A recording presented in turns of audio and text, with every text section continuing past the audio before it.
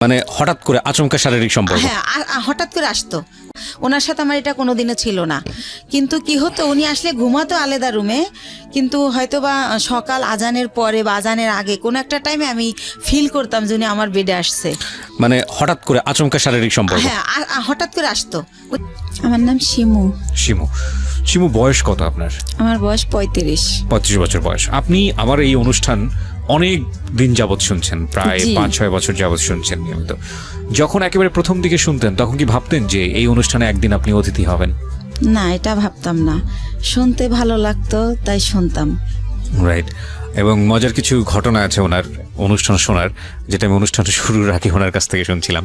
যাই হোক, সেটা আমি আপনাদের সঙ্গে শেয়ার না করে ওনাকে বরং ফ্লোর দিতে চাই। আমি আপনাকে বলবো যে একেবারে আরামসে গল্প করবেন আপনি, একেবারে নিজের বাড়িতে যেভাবে মানুষ গল্প করে, নিজের জীবনের ঘটনাগুলো বলে, দিল খুলে মন খুলে কথাগুলো বলবেন, ঠিক আছে?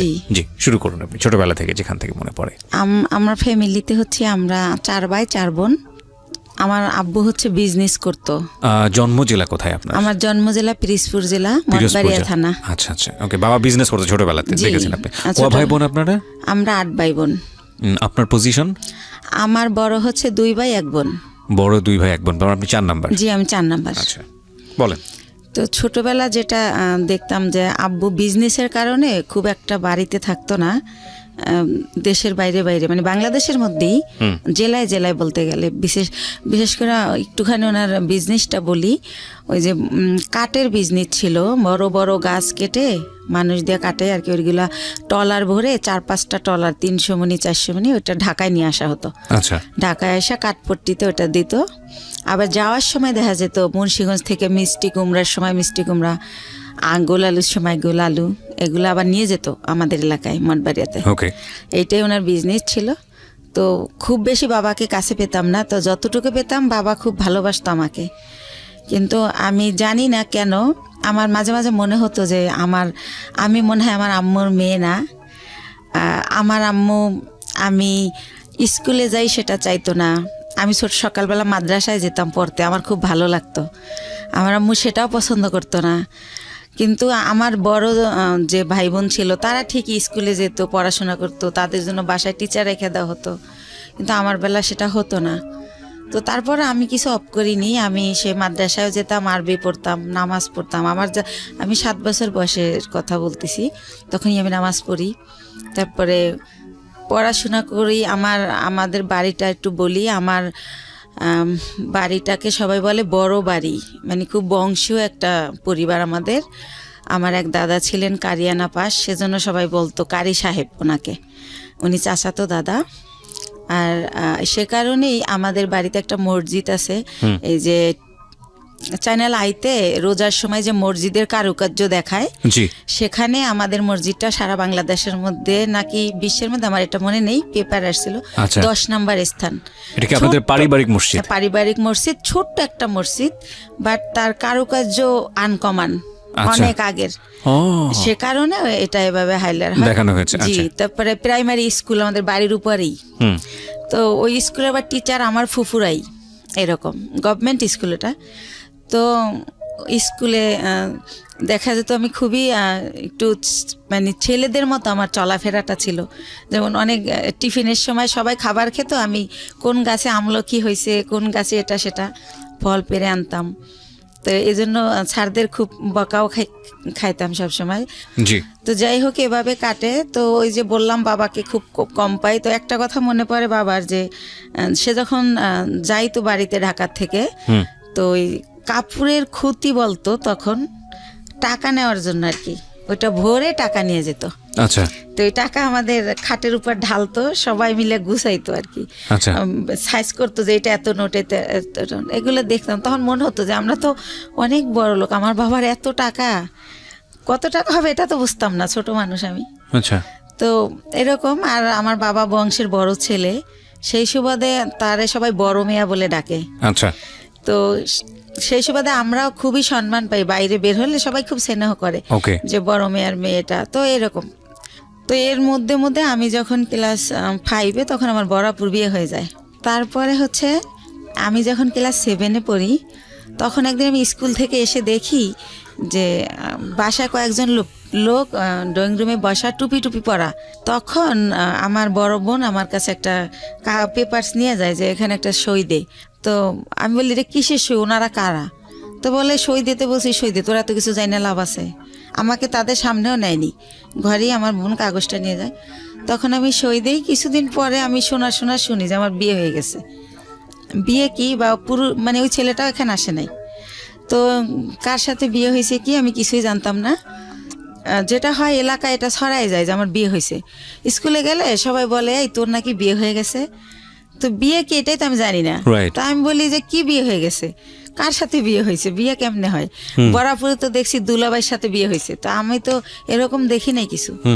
তো এভাবে বলি। তো একটা সময় আমি আমার আম্মুকে অনেক একটু রাগ করেই বলি যে আমার নাকি বিয়ে দিয়ে দিছো, সবাই বলে, এখন আমি আর স্কুলে যেতে পারি না, আমার লজ্জা করে, জিজ্ঞেস করে তোর জামাই কেমন এই সেই। তো আম্মু বলে যে এত কথার দরকার নাই, বিয়ে হয়েছে কিনা সময় হলে বুঝাই বলবো। তখন আপনি কোন ক্লাসে পড়েন? ক্লাস 7 এ উঠছি। ক্লাস 7 এ পড়েন। আচ্ছা, ছোটবেলা। তো এটা আপনাকে কিছুই বলা হয়নি, শুধু বলছে সিগনেচার করো? এরকম কিছুই হয় না, শুধু সিগনেচার। ধর্মীয় বিধান মতে এটা বিয়ে না। মানে আপনারা যদি বিয়েটাকে যদি আপনারা ধর্মীয় বিধানের জায়গা থেকে বলেন, আমাদের ধর্ম অনুসারে এটা বিয়ে হয়নি। এটা আমি ক্ষুদ্র জ্ঞানে বলছি, কিন্তু এটার মধ্যে যদি কোনো সীমাবদ্ধতা থাকে সেটার জন্য আমি ক্ষমা চেয়ে নিচ্ছি। বিশেষ করে এটার ব্যাপারে ভালো বলতে পারবেন যারা ইসলামিক স্কলার তারা। আর রিলিজিয়নের জায়গার বাইরে এসে যদি আমরা লিগ্যাল জায়গা থেকে বলি তাহলে এটা একটা মারাত্মক রকমের অন্যায়, এবং লিগ্যাল জায়গা থেকে তো এটা বিয়ে হওয়ার প্রশ্নই ওঠে না। তো সেই জায়গাটা থেকে মেয়েটা যদি ক্লেইম করে যে আমার সাথে এরকম আচরণ করা হয়েছে, তাহলে পরিবারের প্রত্যেকটা সদস্য ফেঁসে যাবেন, আইনগতভাবে ফেঁসে যাবেন। এবং এই কথাগুলো আমি এই কারণেই বলছি যে বাংলাদেশের এখনও এই ধরনের ঘটনা ঘটে। প্লিজ এইসব জায়গা থেকে সাবধান থাকবেন। জি বলুন। তারপরে আম্মু তো এটার আমার কোনো ব্যাখ্যা দিত না। তো যখন আমার আব্বুকে আমি জিজ্ঞেস করি যে আব্বু বউ সাজে, শাড়ি পরে, 2জন বর বউ থাকে, তারপরে বিয়ে হয়, তো আমার বলে বিয়ে হয়েছে, তো কই এগুলো তো কিছু করেন নাই। তখন আব্বু বলে যে নাবালক যদি হয় মেয়ে, সেই ক্ষেত্রে গার্জিয়ানরাই সব, তুমি তো নাবালক, সেজন্য তোমার এগুলো হয়নি, বড় হও তখন এরকমভাবে আবার অনুষ্ঠান করবো আমরা। তো এতটুকুই জানা হয়। তো এর মধ্যে কি হয় যে আমি যখন ক্লাস 8-এ, তখন ওই লোকের আর কি ভাই হচ্ছে চেল্লায় আসে ঢাকাতে। তো আসলে আমাকে নিয়ে যাবে ওদের দেশে। তখন যখন কোন লোকের ভাই এটা? ওই আমার হাজবেন্ডের ভাই। হাজবেন্ডের নাম কি ছিল? হাজবেন্ডের নাম ছিল জাহিদ। আচ্ছা, তো জাহিদের ভাই মানে আপনার ভাসুর? জি, আমার ভাসুর। আচ্ছা। তো উনি আর কি আসে ঢাকাতে, তো আমাকে নিয়ে যাব ওনার সাথে। তো আমার আবার একটা অভ্যাস ছিল, এটা ভুলে গেছি বলতে, যে ছোটবেলা খুব বেড়ানের শখ, কেউ গেলে তার পিছে পিছে চলে যেতাম। আব্বু কোথাও যেতে নিলে আব্বুর পিছে, হয়তো খালি গায়ে আমি, কিন্তু দৌড় দিতাম যে আমার নিয়ে যাও। তো শুনলাম একটা দেশে যাব, নতুন একটা দেশ, ওদের বাড়ি পাবনা জেলাতে। তো আমি খুব খুশি, তো ওনার সাথে গেলাম। তো যাওয়ার পরে গ্রামে যেটা হয়, সবাই শুনছে যে আমি জাহিদের ওয়াইফ। তখন সবাই বলে যে মেয়ে, এত সুন্দর একটা মেয়ে, ওই সময় তো ছোট ছিলাম, সুন্দর ছিলাম, তো এত সুন্দর একটা মেয়ে পাগলটার সাথে কিভাবে দিল এর বাবা মা। আবার মেয়েটার একাই পাঠাই দিয়েছে, কেউ আসে নাই। কিন্তু পাঠাইছে অন্য সেন্সে, এটা আমার বাবার ফ্রেন্ডের বাড়ি, ওই সেন্সে পাঠাইছে। কিন্তু লোকজন সবাই জানে যে বউ হিসেবে আসছে, এটা জানছে গ্রামের মানুষ। তো এভাবে বলে, আমি তো সেম পুকুরে ডুবাচ্ছি, দৌড়াচ্ছি, শ্বশুর বাড়ি, তো ওরকম বুঝতেছি না। তো ওনারে মা ডাকতে হবে, তো সেইভাবে আগে আন্টি ডাকতাম, এখন মা ডাকি শাশুড়িকে। ওটা বলে দিয়েছে যে ওনাকে মা ডাকবা? হ্যাঁ, বলে দিয়েছে। আমার আম্মু বলে দিয়েছে ঢাকা থেকে, তুমি আগে যখন আসতো তোমার আঙ্কেলের ওয়াইফ আন্টি বলতা, আঙ্কেল বলতা, এখন বাবা আর মা বলবা। তো আপনি জিজ্ঞেস করেননি বাবা মা কেন বলবো? ওই যে বিয়ে হয়েছে তার ছেলের সাথে। না, কিন্তু সেটা তো আপনি তখনও জানেন না। জানি বলতে সে তো মুখে বলতো যে বিয়ে হয়েছে। ও আচ্ছা আচ্ছা। আপনিও প্রশ্ন করেননি যে ঠিক আছে বিয়ে মানে বিয়ে? ওকে, তো আমি আসলে ভাইয়া জানতেন না, বুঝতেন না। জি, রাইট। তো তারপরে হচ্ছে আমি আমার শাশুড়িকে জিজ্ঞেস করি যে মা, সবাই যে বলে যে পাগলের কাছে বিয়ে দিছে, পাগলকে? তো বলে আরে ও হচ্ছে জাহিদের কথা বলে। তো আমি বলছি ওনারা সবাই পাগল বলে কেন? তো বলে ও হচ্ছে ঠিক মতো গোসল করে না, পুকুরে ডুবায়, মাঝে মাঝে খেলতে অন্য অন্য জেলায় চলে যায়, ফুটবল খেলে, তো সেজন্য সবাই পাগল বলে, মানে খুব ভালোভাবে থাকে না, অপরিষ্কার একটু থাকে। তো এইভাবে আমাকে যেটা বুঝালো, তো এইভাবে বুঝলাম, কয়েকদিন বেড়ালাম, তারপর আবার আমার আব্বু যাই নিয়ে আসলো আমাকে। তখনও জাহিদের সঙ্গে আপনার দেখা হয়নি? না, দেখা হয়নি, ওনাকে আমি দেখিনি। তো আমি জানি না উনি কই, বা আমার ওই তো কিউরিওসিটিও নাই। এক্স্যাক্টলি। তো আমি আবার ঢাকা চলে আসলাম। আসার পরে আমার ওই যে মাথার মধ্যে ঢুকছে গ্রামে যে একটা পাগলের কাছে আমার বিয়ে দিছে, ওইটা আমার মাথার থেকে আর সরতেছে না। আমি পড়াশোনা করতে পারতেছি না, স্কুলে যাইতে পারতেছি না, হয়তো ক্লাসে আসি ম্যাডাম কি বলতেছে আমি শুনি না, এরকম হয়ে যাচ্ছি, মানে কীরকম জানি। তো তখন এরকম হওয়াতে আমার আম্মু আব্বুকে বললো যে হয়েছে, ওদেরকে একটা বাসা টাসা ভাড়া নিয়ে আলাদা করে দাও, তোমার মেয়ে শুধু প্রশ্ন করে, পড়ালেখা করতে চায় না। আমার নাকি আমার আম্মুর নাকি ক্লাস 5-এ বিয়ে হয়েছিল, আমার আব্বু বড় টড় করে তারে সংসার করছে। তো আমার আম্মু বলতেছে আমারও তো ক্লাস 5-এ বিয়ে হয়েছে, কই আমি তো তোর মতো করিনি, তুই তো আমার চেয়ে বড়, তুই তো 7-এ পড়িস। তো এরকম আমার ব্যাপারগুলো কেমন জানি লাগে, আমি কি করব বুঝতে পারি না, কার সাথে শেয়ার করব তাও বুঝতে পারি না। তো একটা সময় কি করে আমার আম্মু যে হাজব্যান্ড বুঝানোর জন্য নাকি আমি জানি না, আমার একটা বাসা ভাড়া করে দেয়।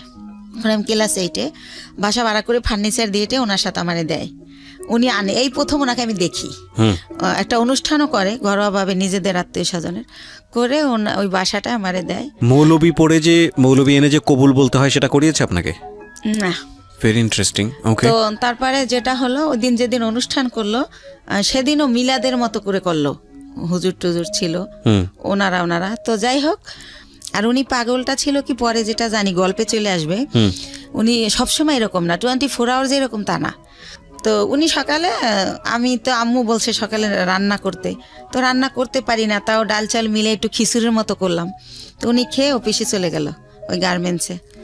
তারপরে এভাবেই করে, সে বাসে আসে, খাওয়া দাওয়া করে, আমার সাথে তেমন কোনো কথা বলে না।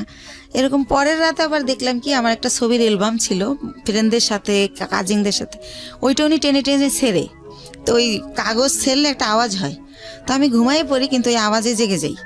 তখন আমি বলি যে আপনি এগুলো ছেড়েন কেন, কি হয়েছে আপনার? এটা বলতেই সে আমাকে একটা চর মারে যে তুমি ছেলেদের সাথে ছবি তুলছো কেন, ছেলে মানে আমার কাজিনরা। আচ্ছা আচ্ছা। তখন আমি বলি তো কি হয়েছে, ও তো আমার খালাতো ভাই, আর আমরা তো একই বয়সের, একসাথে পড়াশোনা করছি, আমাদের বাসা থেকে পড়াশোনা করছে, তাই আপনি এমন করেন কেন, আপনি কি পাগল? আমি রাগ করে বলে ফেলি। তখন আমি ঠিক করি যে এর সাথে তো থাকা যাবে না, এভাবে কিভাবে থাকবো।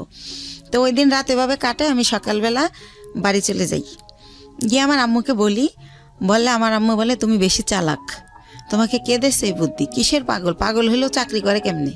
হ্যাঁ, তো আমার সাথে সেই টর্চার শুরু হয়ে যায়, এরকম করে কি করব। তো আমি বলি যাই হোক, আমি আর ওই বাড়িতে যাবো না, তো এইভাবে থাকি।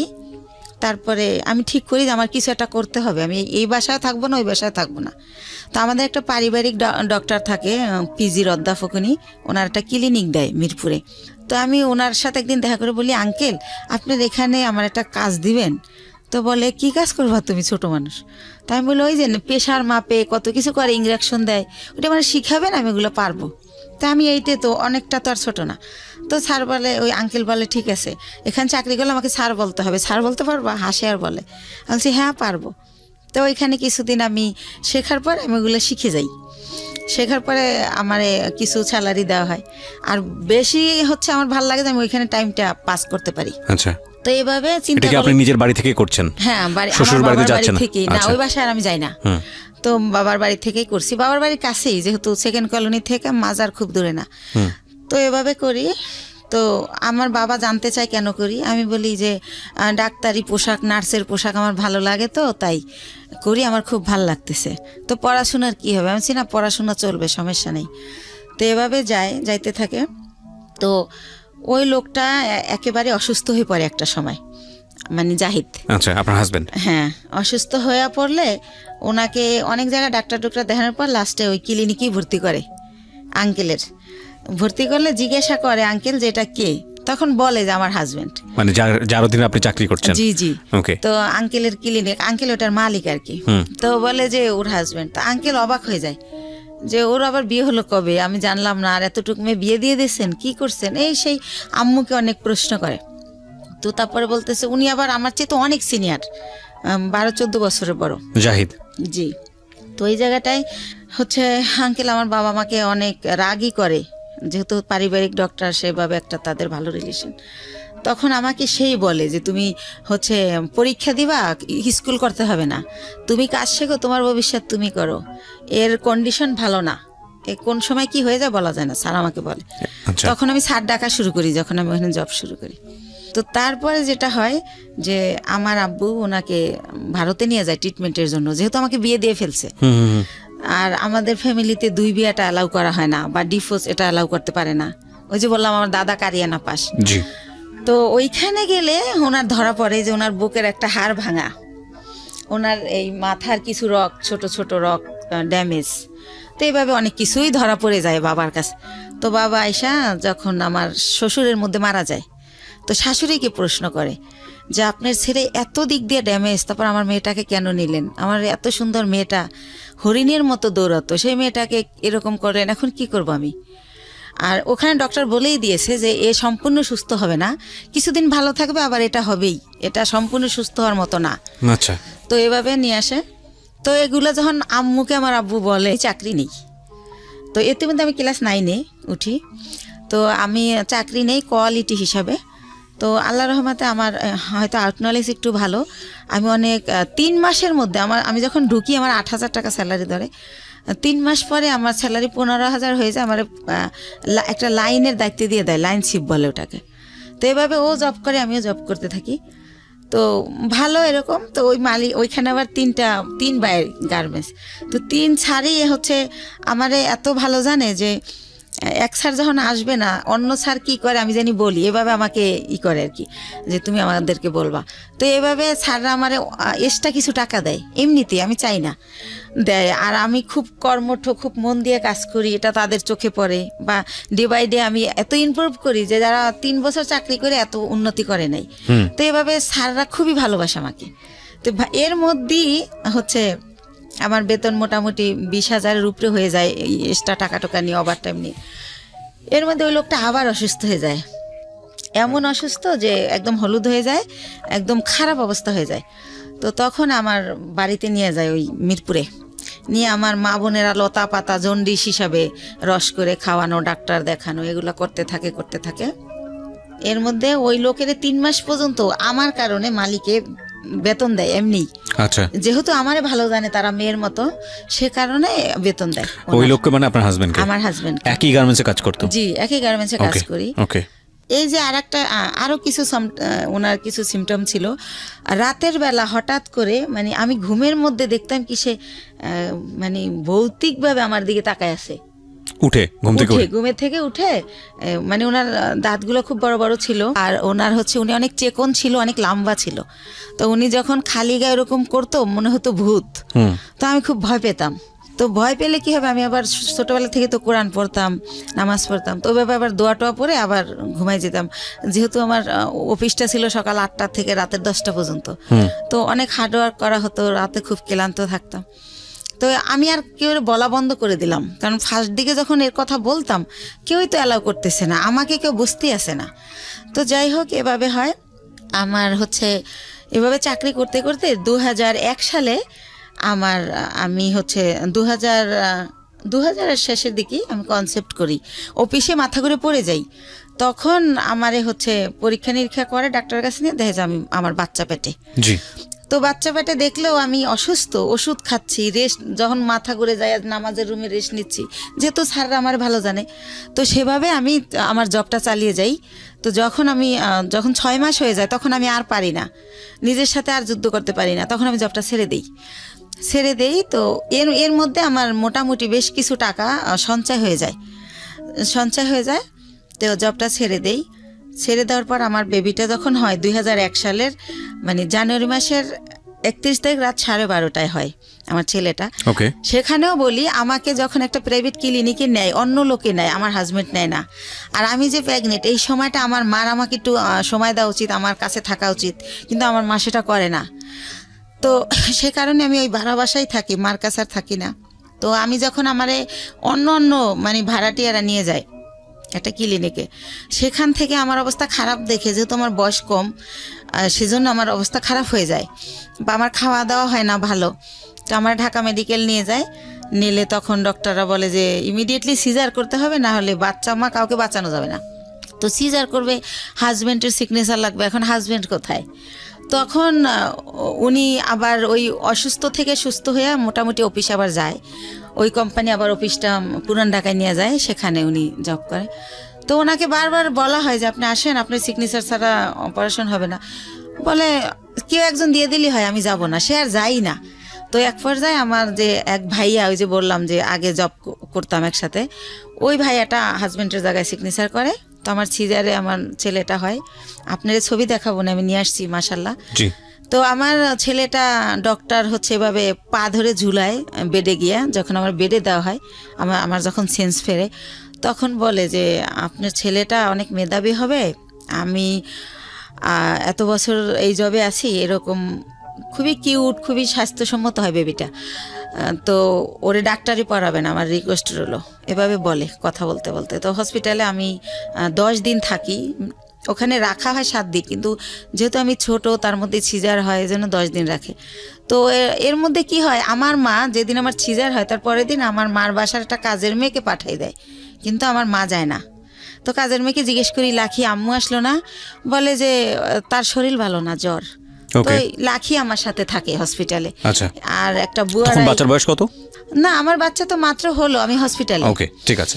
তো আমার হসপিটালে তো একটা, আমি তো সিজারের, আমি তো বাচ্চার কিছু করতে পারবো না, সেজন্য এই খবর পেয়ে আমার মা লাখিকে পাঠায়, কিন্তু মা যায় না।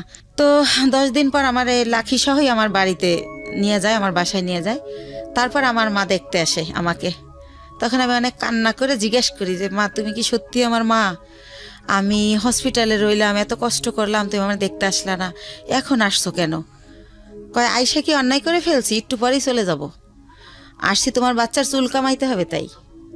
তো আমি তো বুঝি না চুল কামাইতে হয় বা কিছু একটা। তো উনি আমার বাচ্চার চুল কামায়, ওই দিন থাকে, তারপরের দিন আবার চলে যায়। তো এর মধ্যে আমার ওই যে ভাইয়াটা যে সিগনেচার দিছিল, সেই ভাইয়াটা আমার বেবিটাকে দেখতে আসে। আসার পরে আমি ওনার সাথে শেয়ার করি যে ভাইয়া, আমি তো এখন জব করতে পারবো না, জব করলে আমার বাচ্চা কার কাছে রাখবো? তাহলে আমার তো কিছু টাকা আছে, আপনি কি আমার টাকাটা নিয়ে কোনো ব্যবসা করতে পারেন, এরকম যে আপনিও ব্যবসাটা করলেন, আমারে কিছু দিলেন যাতে আমি চলতে পারি বাচ্চা নিয়ে। তো উনি আমার সবই জানে, আমার কষ্টের কথা। তো বলে আচ্ছা দেখা যাক কি করা যায়। তো উনি আবার 1 সপ্তাহ পরে এসে বলে, শিমু একটা ব্যবসা খুঁজে বের করছি। কি? এক্সেসরিজ ব্যবসা, গার্মেন্টসের মাল কিনে আমরা গার্মেন্টসে দিব। তো আমি তো বুঝি না এক্সেসরিজটা। তো উনি আমার বুঝাই বলে যে পলিথিন, কার্টন, লেবেল, হ্যান্ডটেক, এইসব। তো কত টাকা লাগবে ভাইয়া? তো বলে তোর কাছে কত টাকা আছে সেটা বল। তাই আমি বলি আমার কাছে মনে হয় 60-70 হাজার টাকা আছে, এটা হবে? তো বলে যে হ্যাঁ, এটা দিয়েই শুরু করি, প্রথম দেখি কি হয়। তো আল্লাহ রহমতে উনি শুরু করলে প্রায় আমার খরচও চালায়। এরপরে উনি 6 মাস পরে বলে যে প্রায় আমাদের পুঁজি হয়ে গেছে 3 লাখ টাকার মতো 6 মাসের মধ্যে। তো অনেক ভালো লাভ। তো তখন বলে যে আরও টাকা ইনভেস্ট করলে ভালো হতো।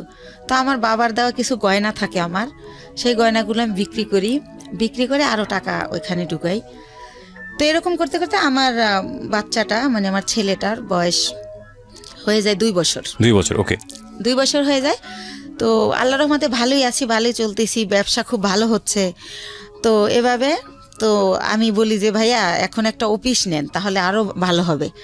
তো ভাইয়া কি করে, একটা আরামবাগে ছোট একটা অফিস ভাড়া নেয়, কার্ড ছাপায়, ভিজিটিং কার্ড, কোম্পানির একটা নাম দেয়, স্বদেশ ইন্টারন্যাশনাল। তো এইভাবে একটা নাম দিই আমরা। তো তারপরে যেটা হয় যে ব্যবসা কি হয়, যে টাকা যায় তার চেয়ে আমরা 3 ডবল মাল বাকি আনা যায়। ধরেন 1 লাখ দিয়ে 3 লাখ টাকার মাল বাকি আনা যায়। এভাবে আমরা আবার কোম্পানির মাল দেই। এভাবে করতে করতে আল্লাহর রহমতে আমাদের পুঁজি প্রায় সে 30-40 লক্ষ টাকা হয়ে যায়। যেহেতু আমরা কম পুঁজি খাটাই ভালো ব্যবসা করতেছি, যেহেতু আমাদের লেনদেন ভালো। এর মধ্যে আমাদের 3টা কর্মচারী নিয়ে নেয় ভাইয়া, একটার নাম স্বপন, একটা বাপ্পি, আর একটা রেজা। তো এভাবে ভালো ব্যবসা চলতেছে। তো আমার ছেলেটা 2 বছর যখন হয়, ও একা পেন্সিল খাতা দিয়ে বসাই দিয়ে খেলতে দেখি যে ও সরোয়া লিখে ফেলে। এভাবে তো দেখি যে আব্বু এরকম করো, তো লেখে। তো তখন আর ওরে আমি বলি আমার ভাইয়াকে যে ভাইয়া ওরে না স্কুলে দিয়ে দেই, কিন্ডারগার্টেনে, ও তো লেখা শিখে গেছে। কয় দূর হবো কা, এত তাড়াতাড়ি না। তো এরকম করতে করতে আমাদের বাসায় একটা ম্যাডাম ভাড়া থাকে পাশের ফ্ল্যাটে। তো ম্যাডামকে বলি, ম্যাডাম কয় ওর পরীক্ষা দেওয়া লাগবে না, এমনি নিয়ে যায় নাইসেন, ভালো হবে, এতে ওর শেখা হলো, সামনের বছর ভর্তি করবেন। তো এইভাবে নিয়ে যেতাম, আসতাম, ফিটার নিয়ে যেতাম ব্যাগে করে, ওর ফিটার খাওয়াতাম টিফিনে। তো এভাবে ওরা সবাই আদর করে, ওর নাম হীরামণি। তো ওর নাম হীরা, তো আদর করে সবাই হীরামণি ডাকে। তো এরকম একটা পজিশনে আমার বাবা শোনে যে আসলে আমার বেশ কিছু টাকা হয়েছে, আমি ভালো বিজনেস হচ্ছে আমার, আমি খুব ভালো আছি।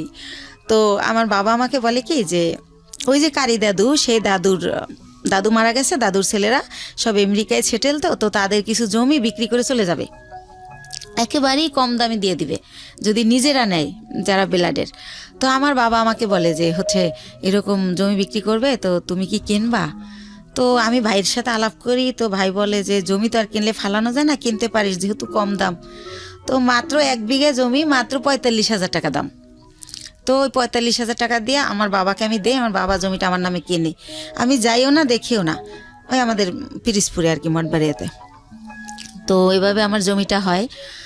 তো এরকম এর মাঝে মাঝে ওই যে লোক, এর আর একটা কথা ভুলে গেছি, এরপরে কি হয়, আমার বেবিটার যখন বয়স 1 বছর, তখন সবাই বলে যে একটা বেবি হয়েছে, এখন ভালো হয়ে যাবে। তো উনি মাঝে মাঝে নাই হয়ে যায়, আবার চলে আসে, এভাবে আপ অ্যান্ড ডাউন চলতে থাকে। তো অনেকে বলে যে বিজনেসে ঢুকাইতে, তো আমি দেই না, কারণ তো ওনার তো ব্রেন ঠিক নাই, তো সেজন্য দেই না, যে না, উনি মাঝে মাঝে জব করে, আবার চলে যায়, আবার আসে। তো উনি কি করে, ঈদ যেমন প্রথম ঈদ আমার বেবি হওয়ার পরে, তো ঈদের দিন উনি হচ্ছে চান রাতের দিন, ওনার এক ভাগ্নে আমার এখানে জব করে, যেটার নাম বললাম রেজা, আর একটা থাকে ভাগ্নে আনোয়ার। তো চান রাতের দিন ওরা বাসায় আসছে, তো রাত অনেক হয়েছে, আমি বলি এই তো আনোয়ারে জিজ্ঞেস করি, তোমার মামা বাসায় আসবে না? বলে না। আমি বলছি কেন, কোথায় গেছে? কয় ওনার এক ফ্রেন্ড আসছিল কুমিল্লা থেকে, সম্ভবত উনি কুমিল্লা চলে গেছে। তো এর আগেও একবার ফার্স্ট ঈদে এরকম করে, উনি চান রাতের দিন নাই হয়ে গেছে, তো উনি আবার কোরবানির আগে ব্যাক করে। এতদিন উনি কই ছিল জিজ্ঞেস করলে অ্যান্সার করে না। তো সেম কাহিনী আমার ছেলে হয়েছে, আমার ছেলের বয়স 1 বছর, আমার ছেলের ফার্স্ট ঈদ উনি এরকম চান রাতে আসে নাই।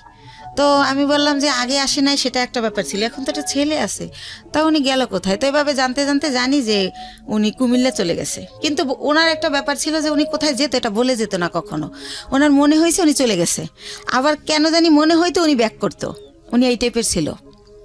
তো এভাবে কিন্তু আমার বাবা ওই সম্পত্তিতে আমার নামের জায়গায় স্বামীর নাম ইউজ করতে হয়, কাগজের তো একটা আছে, ফর্মালিটি আছে সেই ক্ষেত্রে। তো এভাবে করতে করতে 2007 সাল খুবই ভালো চলতেছি। 2007 সাল হয়ে গেল, আমাদের বিজনেস আরও অনেক বড় হলো, সরকারিভাবে এলসি করা হলো। তো এভাবে করতেছি। এর মধ্যে হচ্ছে ওই যে ভাইয়া যে প্রধান ছিল বিজনেসের, সব কিছু দেখাশোনা করতো, ওনার নাম হচ্ছে দুলাল, ওনার বাড়ি উজিরপুর থানায়, সানুহার গ্রাম। তো ওনারে আমি আমার আপন ভাই, ব্লাডের চেয়েও বেশি, মানে ওনারে আমি অনেক রেসপেক্ট করতাম। উনি বাসায় আসলে আমার মনে হতো আমার ফ্লোরটা বইতে কাঁপে, কারণ মাথায় কাপড় না থাকলে বলতো মাথায় কাপড় নাই কেন, একটু হেসে কথা বললে, একটু জোরে হাসলে বলতো মেয়ে মানুষ এত জোরে হাসে কেন, বা এসে জিজ্ঞেস করতো 5 ওয়াক্ত নামাজ পড়ছিলি তো। খুব শাসন করতো, ইসলামিক মাইন্ডেড ছিল, চারিত্রিক বৈশিষ্ট্য খুব ভালো ছিল। তো ওনারা অনেক রেসপেক্ট করতাম। তো উনি ছিল আমার সব কিছু। কোথায় কি, আমি তো আর অত বুঝি না, মেয়ে মানুষ, বিজনেসটা উনি করতো, কিন্তু টাকা পয়সা যখন শর্ট পড়তো আমি ফ্রেন্ড সার্কেল দেখে দাঁড় করতাম, এরকম করে দিতাম, আবার ব্যাংক লোন করতাম, এরকম ভাবে চলতো। কখনো গহনা বিক্রি করতাম, এরকম চলতো। তো ভালোই। এর মধ্যে হচ্ছে 2007-এর দিকে উনি ফেরত আসলো ইভেন্ট, তখন আমি ওনাকে কোনোভাবেই রাখবো না। তো আমার বাবা মা সবাই বলল যে হচ্ছে শেষবারের মতো দেখো, এরপরে যদি চলে যায় তাহলে আর আমরাই ওনাকে কোনোভাবে আর অ্যালাউ করব না। তো সেবার উনি 3 মাস ছিল। আচ্ছা, 3 মাস কোথায় যেত আপনি জানতেন না? না, একদমই জানতেন না। ওনার বাবা মাও জানতো না, উনি যখন বিয়ের আগে ভাবে নাই হইতো, আচ্ছা, জানতো না উনি কোথায় যায়। তো যখন হচ্ছে 3 মাস ছিল, এবার 3 মাস থাকার পরে উনি আবার নাই হয়ে চলে যায়। তো তারপরে হচ্ছে কি, উনি যখন চলে যায় এই 3 মাস থেকে, এই লাস্ট, ওনার পাটার আসবে না, এরপর আমি অন্য ইয়েতে যাব। তো উনি যখন চলে যায় তখন আমার আবার বেবি পেটে চলে আসে, সেকেন্ড বেবি। কিন্তু একটা কথা ভাইয়া বলে রাখি, মানে হাজব্যান্ড ওয়াইফ এক জায়গায় যাওয়া, হাজব্যান্ড ওয়াইফ কথা বলা, একসাথে খাওয়া, ওনার সাথে আমার এটা কোনোদিনও ছিল না। কিন্তু কি হতো, উনি আসলে ঘুমাতো আলাদা রুমে, কিন্তু হয়তো বা সকাল আজানের পরে বা আজানের আগে কোনো একটা টাইমে আমি ফিল করতাম যে উনি আমার বেডে আসছে। মানে হঠাৎ করে আচমকা শারীরিক সম্পর্ক? হ্যাঁ, হঠাৎ করে আসতো, উনি আমার সাথে ঘুমাতো না, আসতো, আমি টের পাইতাম। অনেক সময় আমি এমনও হয়েছে যে ওনাকে আমি মেরেছি। কারণ তুমি কেন আসলে? আমি ঘুমাইছি, বাচ্চাকে ঘুম পাড়িয়ে, বা আমার শরীর খারাপ, হঠাৎ করে ঘুমের মধ্যে, তো আমার খারাপ লাগতো, আমি ধাক্কা টাক্কা দিতাম এভাবে। তো এভাবে উনি ওনার সাথে আমার রিলেশনটা শারীরিক যেটা বলেন এতটুকুই ছিল, এর বাইরে কিছু ছিল না। ভালো মন্দ কোনো কথা বলা ছিল না, কোনো দিনও ছিল না এটা। জি, সেকেন্ড বেবি আসলো। হ্যাঁ, সেকেন্ড বেবি আসলো। তো এখন আমি তো সেকেন্ড বেবি নেব না, কারণ আমি ফার্স্ট বেবির কারণেই আমি আমার জবটা ছেড়ে দিয়েছি, বিজনেসটাও মানুষ করতেছে। সেই ফার্স্ট বেবিরে আমি স্কুলে নিয়ে যাচ্ছি, আনতেছি, ওরে গান আবৃত্তি অভিনয় শেখাচ্ছি, বিভিন্ন সাবজেক্টে দিচ্ছি যে ও ভালো কিছু করবে। ও ছোটোবেলা দিয়ে একা একা আসিফের গান করে 3 বছর বয়সে, তখন আর আমি 4 বছর বয়সে গানের স্কুলে দিয়ে দিই, গ্যান্ডারিয়া কিশালয় কচিকাচার মেলা, খুব ভালো একটা স্কুল ওটা, সাংস্কৃতিক। তো যাই হোক, ওরে নিয়ে আমি খুব বিজি, আমি তো বেবি নেব না। তো এখন বেবি মানে নষ্ট করার জন্য অনেক জায়গায় যাই, কেউ নষ্ট করতে পারে না, নষ্ট করে না, যে আপনার সিজারের বেবি এমআর করলে আপনার ইনফেকশন হতে পারে, বিভিন্ন রকম ভয় দেখায়। তো তারপরে আমি হোমিও কিছু ওষুধ খাই, কেউ বলে কাঁচা আনারস খেলে নষ্ট হবে। তো যাই হোক, কোনোভাবে আমার বেবিটা নষ্ট হয় না, থেকেই যায়। থেকে যাওয়ার পরে ঠিক আছে, সেকেন্ড বেবি পেটে।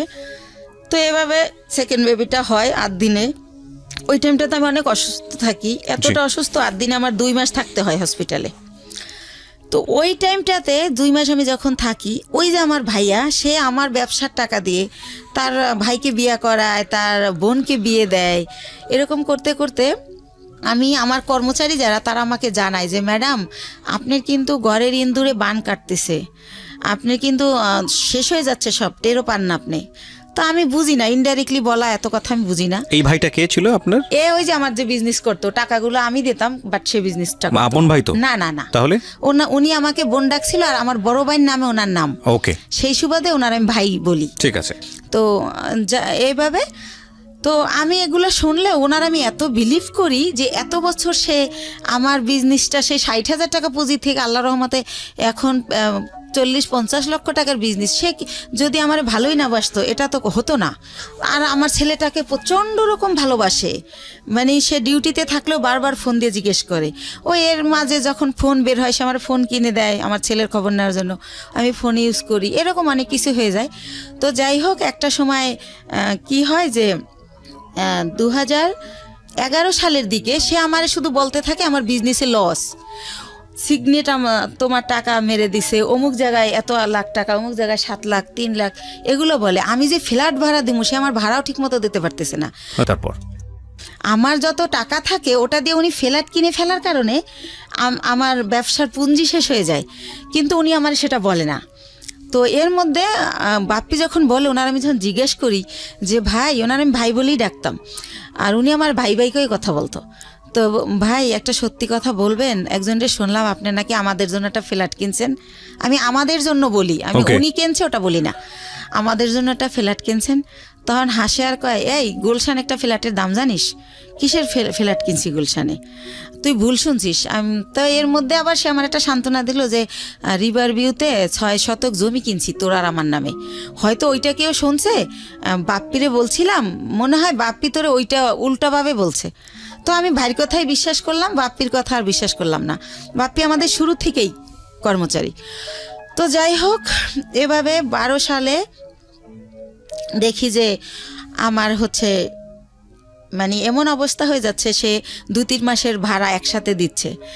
তারপরে সে হঠাৎ করে বলল যে আমি তো দেশে যাব, আমার বাড়িতে একটু কাজ আছে, জমি জমার ব্যাপারে, আমি 2 দিনের পর চলে আসব।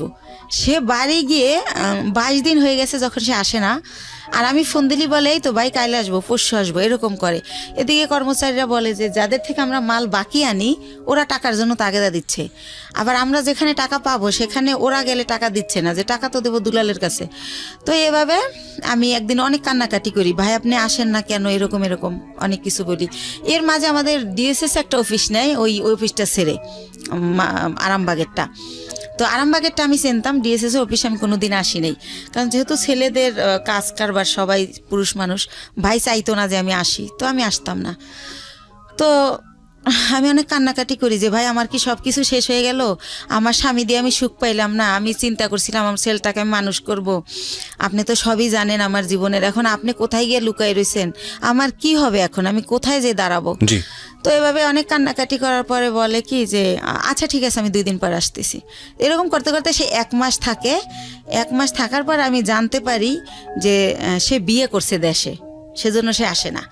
তো সে 1 মাস পরে সে বউ নিয়ে এসে ওই গুলশান ফ্ল্যাট কমপ্লিট হয় নাই দেখে সে লেট করতেছিল বাড়িতে। তো যখন সে নিউজ পায় যে ফ্ল্যাট কমপ্লিট, তখন সে বউ নিয়ে ওই ফ্ল্যাটে ওঠে, কিন্তু টাকা কিন্তু তার একটা পয়সাও ছিল না, টোটাল টাকাই কিন্তু আমার ছিল। জি। সে ওঠার পরে আমি ওইটাও বাপ্পির কাছে জানি। আমি যখন জিজ্ঞেস করি ভাই আপনি কোথায় উঠছেন, সে আইসা বলে যে আমি তো এরকম আমারে বলে যে আমি তো বিয়ে করছি, বউ নিয়ে কি তোর বাসায় উঠবো না চম্পার বাসায় উঠবো, তার বোনের নাম বলে। এই চম্পাকেও সে বিয়ে দেয় আমার অর্থ দিয়েই, এটা আমি পারমিশনই দিছিলাম, কিন্তু সে যত টাকা খরচ করছে অত টাকা খরচ করতে আমি বলছিলাম না। তো যাই হোক, আমি বলি যে না আমাদের বাসা আপনার বউ নিয়ে উঠবেন কেন, এটা কেমন দেখা যাবে, আপনি চম্পার বাসায় ওঠেন। কারণ তার প্রতি তো এর মধ্যে আমি বিরক্তি, সে আমার সাথে যা করতেছে ঠিক করতেছে না। তো পরে আমি জানতে পারি যে সে আসলে নিজের ফ্ল্যাটই ওঠে। তো ওঠার পরে আমি তখন তারে বলতে থাকি যে ভাই আমি আপনি যে 1 মাস ছিলেন না, আমি অনেক টাকা লোন করছি, এটা দিতে হবে, আপনি আমার তাড়াতাড়ি টাকা দেন। আমি টাকার জন্য তার খালি প্রেশার ক্রিয়েট করতে থাকি যে আমার কত টাকা আছে, আমার হিসাবটা দেন। তো আরেকটা কথা বলে রাখি, সে আমার একটাবার বলে কি ডিএসএস অফিস নেওয়ার আগে যে 20 লক্ষ টাকা না দেখাইলে গভর্নমেন্ট আমাদের এলসি করতে দিবে না। তো সেই ক্ষেত্রে আমাদের তো এখন 20 লক্ষ টাকা নাই ব্যাংকে, মনে হয় 10 লাখ টাকার মতো আছে। তো ব্যাংক এশিয়াতে চম্পার একটা অ্যাকাউন্ট আছে, ওর 10 লাখ টাকা আছে, তো আমাদের টাকাটা ওর অ্যাকাউন্টে ওরে দিয়ে জমা দেওয়াই, তাহলে 20 লাখ টাকা দেখাইলে আমাদের এলসি দেবে, তাহলে আমাদের ব্যবসাটা অনেক বড় হবে, আমাদের খুব রিসেন্টলি তোদের আমি ঢাকায় ফ্ল্যাট কিনে দেবো, এইভাবে বলে। তো বলার পরে আমি আমার নামে থাকে ওই যে 10 লাখ টাকা থাকে ওটা আমার নামে থাকে, তো ওইটা আমি উঠাই দিলে ওইটা উনি চম্পার অ্যাকাউন্টে দেয়, উনিও হয়তো শুনবে এটা।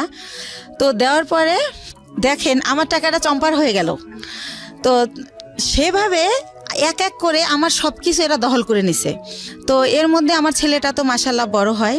তো এর আগে আরেকটা কথা ফেলাই যায়, 2009 সালে আমার ছেলে একটা মুক্তিযুদ্ধের গানের উপর নাচ করে বৈশাখী টিভিতে, ওইটা দেখার পরে ওরে অনেক চ্যানেল থেকে ডাকে।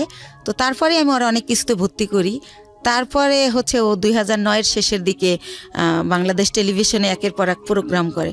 তো এই যে আমার টানাপোড়ের কারণে, আমি ছেলেকে নিয়ে দৌড়ানোর কারণে, আর আমার তো বিশ্বাস ছিল যে ভাই আমার সাথে বিশ্বাসঘাতকতা করবে না। তো এভাবে আমার ছেলের এই যে গান অভিনয় করে, নাটক বন্ধ করে দিই। ঠিক আছে, বড় ছেলে না দুই ছেলে? বড় ছেলেটা, ছোটটা না, ছোটটা ঘরেই থাকে, ওরে কোথাও নেই না, ও হয় ছোট, ওর ওই হিস্ট্রি বলবো না, চোখ ফোটে না, 7 মাসের সময় বের করে ফেলতে হয় আমার অসুস্থতার কারণে। কেন বলবেন, এটা আপনার লাইফের অনেক বড় পার্ট, এবং এই অপ্রাপ্ত বয়স্কে যে বাচ্চাটা হলো, এই বাচ্চাটার জন্য তো ভবিষ্যৎ অন্ধকার হয়ে যাওয়ার মতো অবস্থা, এবং আপনার জন্য সেটা অনেক বড় রিস্কি ছিল বলেছেন আপনি। ইনফ্যাক্ট এতটুকু বলা ঠিক আছে। আচ্ছা ঠিক আছে। তো যাই হোক, আমি বলছিলাম না যে 2 মাস ছিলাম হসপিটালে, তো এই জন্য ছোট ছেলেটাকে কোথাও নেও না, কিছু শিখাইও না, বড় ছেলেটাই। তো এর মধ্যে হচ্ছে যেটা হয় যে আমি এখন 2 ছেলে নিয়ে কি করব। এর মধ্যে 8 সালের পরে আমার স্বামীর সাথে টোটালি আমার আর মানে কোনো খোঁজ কেউ দিতে চাইলে আমি নেই না, বা আমি এমন জায়গায় বাসা ভাড়া নেই যে সে জানি নাচে নেই, কারণ তার যে সিমটম এগুলো যেন আমার ছেলেরা না দেখে, আমার ছেলেরা জানি ভালোভাবে মানুষ হয়, আমি ওদেরকে মানুষ করব। তো এইভাবে যখন আমাকে নিঃস্ব করে দেওয়া হয়, দুলাল ভাই সব কিছুই সে আমাকে দেবে বললে নিখোঁজ হয়ে যায়। কিছুই দেয় না। আপনার বিজনেস সমস্তটুকু নিয়ে সে নিখোঁজ, একদম নিখোঁজ। সবকিছু যখন নেওয়া শেষ, যতদিন বাকি ছিল ততদিন আমাকে আশা দিত যে এই তো সামনের মাসে তোরে 7 লাখ টাকা দিতেছি, এভাবে আশা দিত, তা 3 লাখ টাকা দিতেছি। পরবর্তীতে আর আমার কিছুই দেয় না, সে নাই হয়ে যায়। তো তখন আমি মেন্টালি এতটা ডিজাস্টেড হয়ে যাই, আমি পাগল হয়ে যাই টোটালি। আমি রাস্তায় রাস্তায় শুধু শুধু হাঁটি।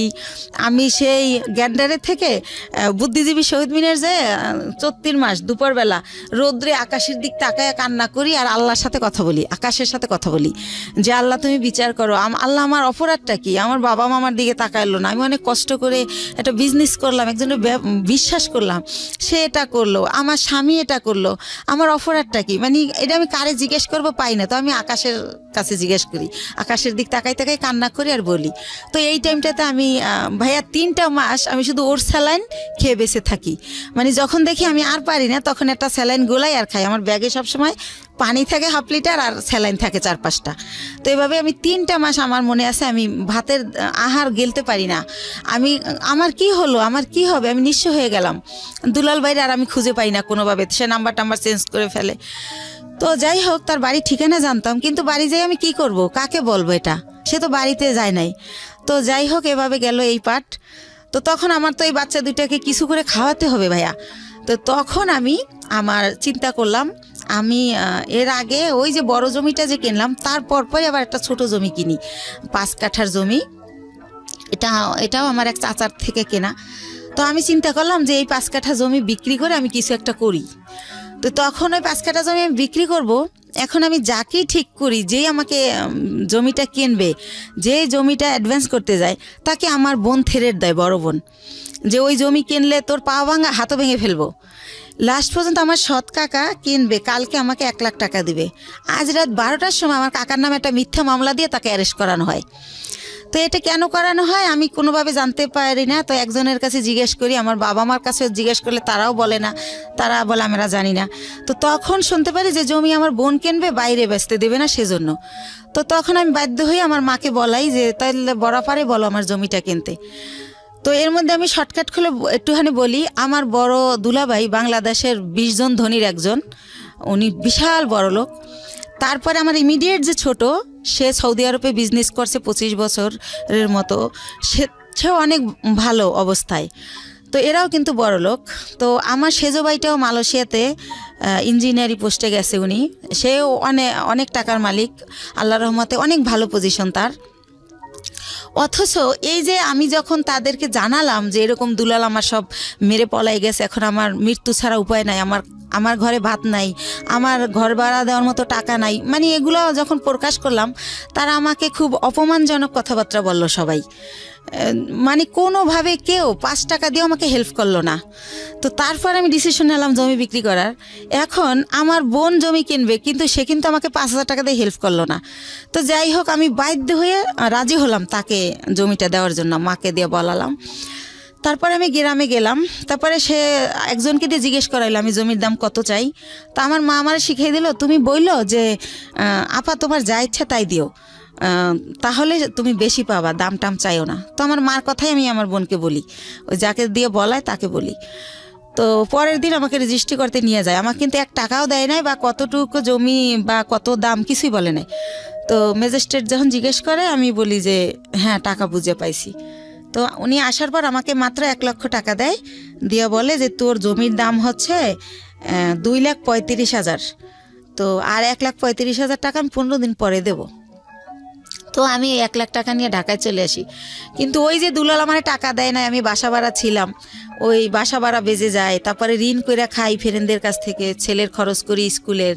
তো এভাবে ওই টাকা ঋণ দিতেই চলে যায় 1 লাখ। তো তখন আমি ব্যবসা আবার কিভাবে করব? তখন আমি আবার আমার বোনকে বলতে বলতে আমার মা বলে যে তুমি বাড়িতে আসো, আবার যাই।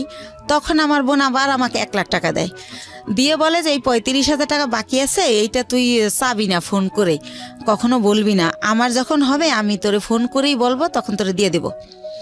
আচ্ছা ঠিক আছে। তো ভাইয়া, আল্লাহ যার উপরে নারাজ হয় তার হয়তো সব দিক দিয়েই হয়। তো তখন উনি 1 লাখ টাকা দেয়, ওই টাকাটাই না আমি ইন্ডিয়ার ব্যবসা শুরু করি। তো ব্যবসা শুরু করি ইন্ডিয়ার কসমেটিকের ব্যবসা। কয়েকজন আপার সাথে পরিচয় হয়, তাদের সাথে যাতায়াত করি, এভাবে চলতেছি। হঠাৎ করে আমার ব্যাক পেন শুরু হয়, আমি উঠতে পারি না, বসতে পারি না, খুব যন্ত্রণা। তো বাংলাদেশে যখন ডাক্তার দেখাতে দেখাতে পরীক্ষা নিরীক্ষার পর যেটা বলে যে আমার একটা কিডনি ড্যামেজ হয়ে গেছে। ওহো। তো একটা কিডনি ড্যামেজ কত সালের ঘটনা এটা? কত সালের ঘটনা এটা? হচ্ছে 13 সালের ঘটনা। 13 সালের ঘটনা। তো ড্যামেজ, তখন তো আপনার জাহিদের সঙ্গে যোগাযোগ সম্পূর্ণ কোথায় আছে কি করছে কিছু জানি না। না, তো তখন আমার ড্যামেজ হয়ে গেল। তো আমার আত্মীয় স্বজনকে আমি ব্যাপারটা জানাই, মানুষ দিয়ে জানাই, কিন্তু ভাইয়া কষ্টের কথা হলো আমার এক সৎ ফুফুর ক্যান্সার হয়েছিল, তাকে কেমো দেওয়ার জন্য আমার বোন প্রতি মাসে তার কেমোর খরচটা দিত। কিন্তু বাইরের মানুষের দেয়, যে ওর মেয়ে বিয়ে হয় না, বিয়ে দিয়ে দেয়, যার যা লাগে দেয়, কিন্তু সে আমাকে কোনোভাবে হেল্প করলো না। হেল্প না করলে আমার যে পুঁজিটা ছিল ওইটা দিয়া, আরেকটু বলি, তো বাংলাদেশে বলে ড্যামেজ হয়ে গেছে, তো আমার অনেকে বলে যে ইন্ডিয়ার ডাক্তার ভালো, ইন্ডিয়াতে দেখাও। তো ইন্ডিয়া দেবী সেটি নামের একটা হসপিটাল মুকুন্দপুরে, সেখানে আমি দেখাই। ডক্টর বুজুরিয়া, উনি কিডনি বিশেষজ্ঞ ছিলেন। তো উনি পরীক্ষা নিরীক্ষার পর বলে যে আপনার কিডনি ড্যামেজ হয় নাই, এটা মিথ্যা রিপোর্ট, আপনার কিডনি ছোট হয়ে গেছে, একটা কিডনি একটু ছোট হয়ে গেছে, আপনি বেশ কিছুদিন অনাহারে ছিলেন, খাবার দাবার খাইতেন না, সেই জায়গার থেকে এটা হয়েছে। তো আপনি ঠিকমতো খাবেন, পানি খাবেন, আর প্রস্রাবে ধরলে লেট করবেন না, আর ওষুধ দেয় 3 মাসের। তো 3 মাস ওষুধ খাওয়ার পরে আল্লাহর রহমতে মাত্র 2টা আইটেম ওষুধ দেয়, কিন্তু আমি 3 মাস পর আল্লাহর রহমতে ভালো হয়ে যাই। তো ভালো হয়ে যাই, এরপরে চাবি না, আমি ইচ্ছা মতো দেব, অথচ আমি যখন 6 মাস পরে আমার চলতেছে না তখন চাই, তখন সে অস্বীকার করে। আর একটা কথা ভাইয়া, সে হচ্ছে বাইরে আমার এই জমিটা যারা কিনতে চাইছে তারা 5 লাখ টাকা দিতে চাইছে, 5 কাঠা 5 লাখ, কিন্তু আমার দিবে 2,35,000। তারপরও আবার এই 35,000 টাকা সে না স্বীকার জান। আমি বলি, আপা তুমি তো মিথ্যা বলো না, মনে হয় ভুলে গেছো, মনে নাই, একটু মনে করে দেখো। সে আমারে অখাদ্য ভাষায় গালাগালি করে, ওই টাকাটা আর দিলই না। তো এইভাবে যায়। আর একটা কথা ভাইয়া, সে তারা মনে হয় নাম কিনে শববরাতের পরে টেরাক বইরা গ্রামে গ্রামে কাপড় লুঙ্গি সবাইকে দেয় প্রতি বছর। তো আমি হচ্ছে 2 বছর আগে, মানে আমার ছেলে তো এবার দিল ইন্টার পরীক্ষা, তো ইন্টার যখন ও ফার্স্ট ইয়ারে ভর্তি করবো ওরে, তো ওই যে আমি অসুস্থ ছিলাম, আমার অনেক অভাব, তো তখন আমি ওরে বলি যে হচ্ছে আমার ছেলেরে ভর্তি করব কলেজে, ভর্তির তোরা হচ্ছে এমনি বলি ডাইরেক্ট যে তোরা তো সবাই জাকাত দেস, নাইলে তোদের জাকাতের টাকা থেকে আমার কিছু টাকা দে, আমার ছেলেটার ভর্তি করি। তো আমার 1 ভাই আর 2 বোনরে বলি। তো তারপর তারা আমার যেটা জানায় যে হাদিসে আছে যারা ব্লাড কালেকশনের এদেরকে জাকাত দিলে জাকাত কবুল হয় না। এটা আমার জানা মতে এটা একটা ভুল ইনফরমেশন। এটা তো ভুল, জি, এটা আমিও জানি এটা ভুল, কিন্তু তারা এটা বলে। যাই হোক, তারপরে আমি যেমনি হোক ছেলেকে ভর্তি করি। তো এভাবে আবার ভর্তি করার পর বই কেনা হয় না দেখে ছেলে কলেজে যায় না, ছোট বোনের বাসায় একটা অনুষ্ঠানে যায়, সেখানে আমার যে ইমিডিয়েট বোনটা ও আসে। তো ওরে বলে যে তুই কলেজ যাওয়া শুরু করছিস? কয় না, আম্মু তো এখন আমার বই কিনে দেয় না, এই জন্য যাই না, যাবো কয়েকদিন পরে। আম্মুর তো অনেক সমস্যা, কি যে করব, মনে হয় কি পড়াশোনার দরকার নেই, একটা জব নিয়ে নিই। তো আমি তো ছোট মানুষ, আমার জব দিব কে? আমার বোন উঠে বলে কি যে তোর মার এত সম্পদ আছে, তোদের কিসের অভাব, সম্পদ বেচা তোর পড়ালেখা কর, তুই বড় হলে চাকরি করবি। তো এত সম্পদ নাই ভাইয়া, মাত্র ওই যে বলছিলাম আপনারা যে 1 বিঘা জমি কিনছিলাম 45,000 টাকায়, ওইটা এখন হয়তো 15-20 লাখ টাকা দাম উঠছে বাইরে, কিন্তু আত্মীয়রা কিনলে আবার দিব অর্ধেক দাম। তো এছাড়া আর নাই। তো এটা বলে আমার ছেলে খুবই কষ্ট পায়। তারপর আমার বাসায় এসে বলে যে আমরা যদি না খাই মারাও যাই, বা তুমি যদি বিনা চিকিৎসায় মারা যাও, রাস্তায় আমি ভিক্ষা করব, কিন্তু তোমার পরিবারের কাছে আর কিছু বইল না। তোমার বোন আমাকে এই কথা বলছে। আমার ছেলে অনেক কষ্ট পাইয়া বলে। তখন আমি বলি থাক, এগুলো মনে থাকবে, তুমি যদি কখনো বড় হও মনে রাখবা যে কে কি করছিল। তো এইভাবে গেল। তো আমার হচ্ছে এই হচ্ছে আমার বোনদের অবস্থা। ইভেন্ট তারা কোরবানি দেয়, আমার বড় বোন, এটা সবার জানা উচিত যে আসলে এরকম হয় না কি বোন বা ভাই বা পরিবার। আমার বড় বোন যেহেতু আমার বাবার দেশে অনেক জমি তার কেনা, সে কারণে সে কিছুদিন থাকে বরিশাল, কিছুদিন থাকে ঢাকায়ও তার বাড়ি। তো সে ঢাকায় একটা গরু কোরবানি দেয়, একটা দেয় হচ্ছে আমার বাবার বাড়িতে, একটা দেয় আমার গ্রামের এক কিনারে হচ্ছে একটা হাই স্কুলে বিলিয়ে দেয়। অথচ আমি আপন বোন, আমারই কিন্তু 2 কেজি গোশ দেয় না যে আমার বাচ্চারা কি খাবে। বা এই যে গ্রামে বইরা ট্রাক বইরা কাপড় দেয়, কোনো সময় বলে না 2,000 টাকা দিলাম তোর 2 ছেলের 2টা শার্ট কিনে দিস, কখন এটা তারা করে না, এই হেল্পটু তারা করে না। আমার অনেক কষ্ট, তো এই জন্য তাদের কাছ থেকে আমি একেবারেই দূরে আছি, কথাবার্তা বলি না। আর একটা কথা বলি, 3 বছর আগে একবার ঈদে দেশে গেছি, তো লঞ্চ স্টিমারে আমরা আসি, তো ঈদের সময় খুব ভিড় থাকে, আর ওই সময় কেবিনে অনেক বেশি ভাড়া নেয়, তো একটু কমলে ভিড় আসবো।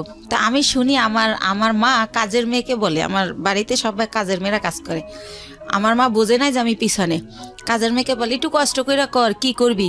আমি ভাবছি আসছে 2 দিনের জন্য, 15 দিন হয়ে গেছে এখনো যায় না, আল্লাহই জানে কবে যাবে। মানে আপনার মা এটা বলছে? আমার মা বলে, আমি 2 ছেলেকে নিয়ে বেড়াতে গেছি সেজন্য, তো আমি যে ভিড়ের জন্য ছেলেকে নিয়ে রিক্স, যদি লঞ্চ ডুবে যায় সেজন্য আসতেছি না। কিন্তু আমার মা কাজের মেয়েকে এই কথা বলে, আমি নিজের কানে শুনি। তো এইটা শোনার পরেই আমি বলি যে রওনা করি, যে আমি বাবা চলো আমরা এখন চলে যাব। তো আমার আব্বু বলে যে এখন তো লঞ্চের টাইমও না, স্টিমার টাইম নেই, কিসে যাবা? তো আমি বলি আমি বাসে যাবো। কয় বাসের টিকিট আগে কাটতে হয়। আমি কই হাইটা যাবো ঢাকা।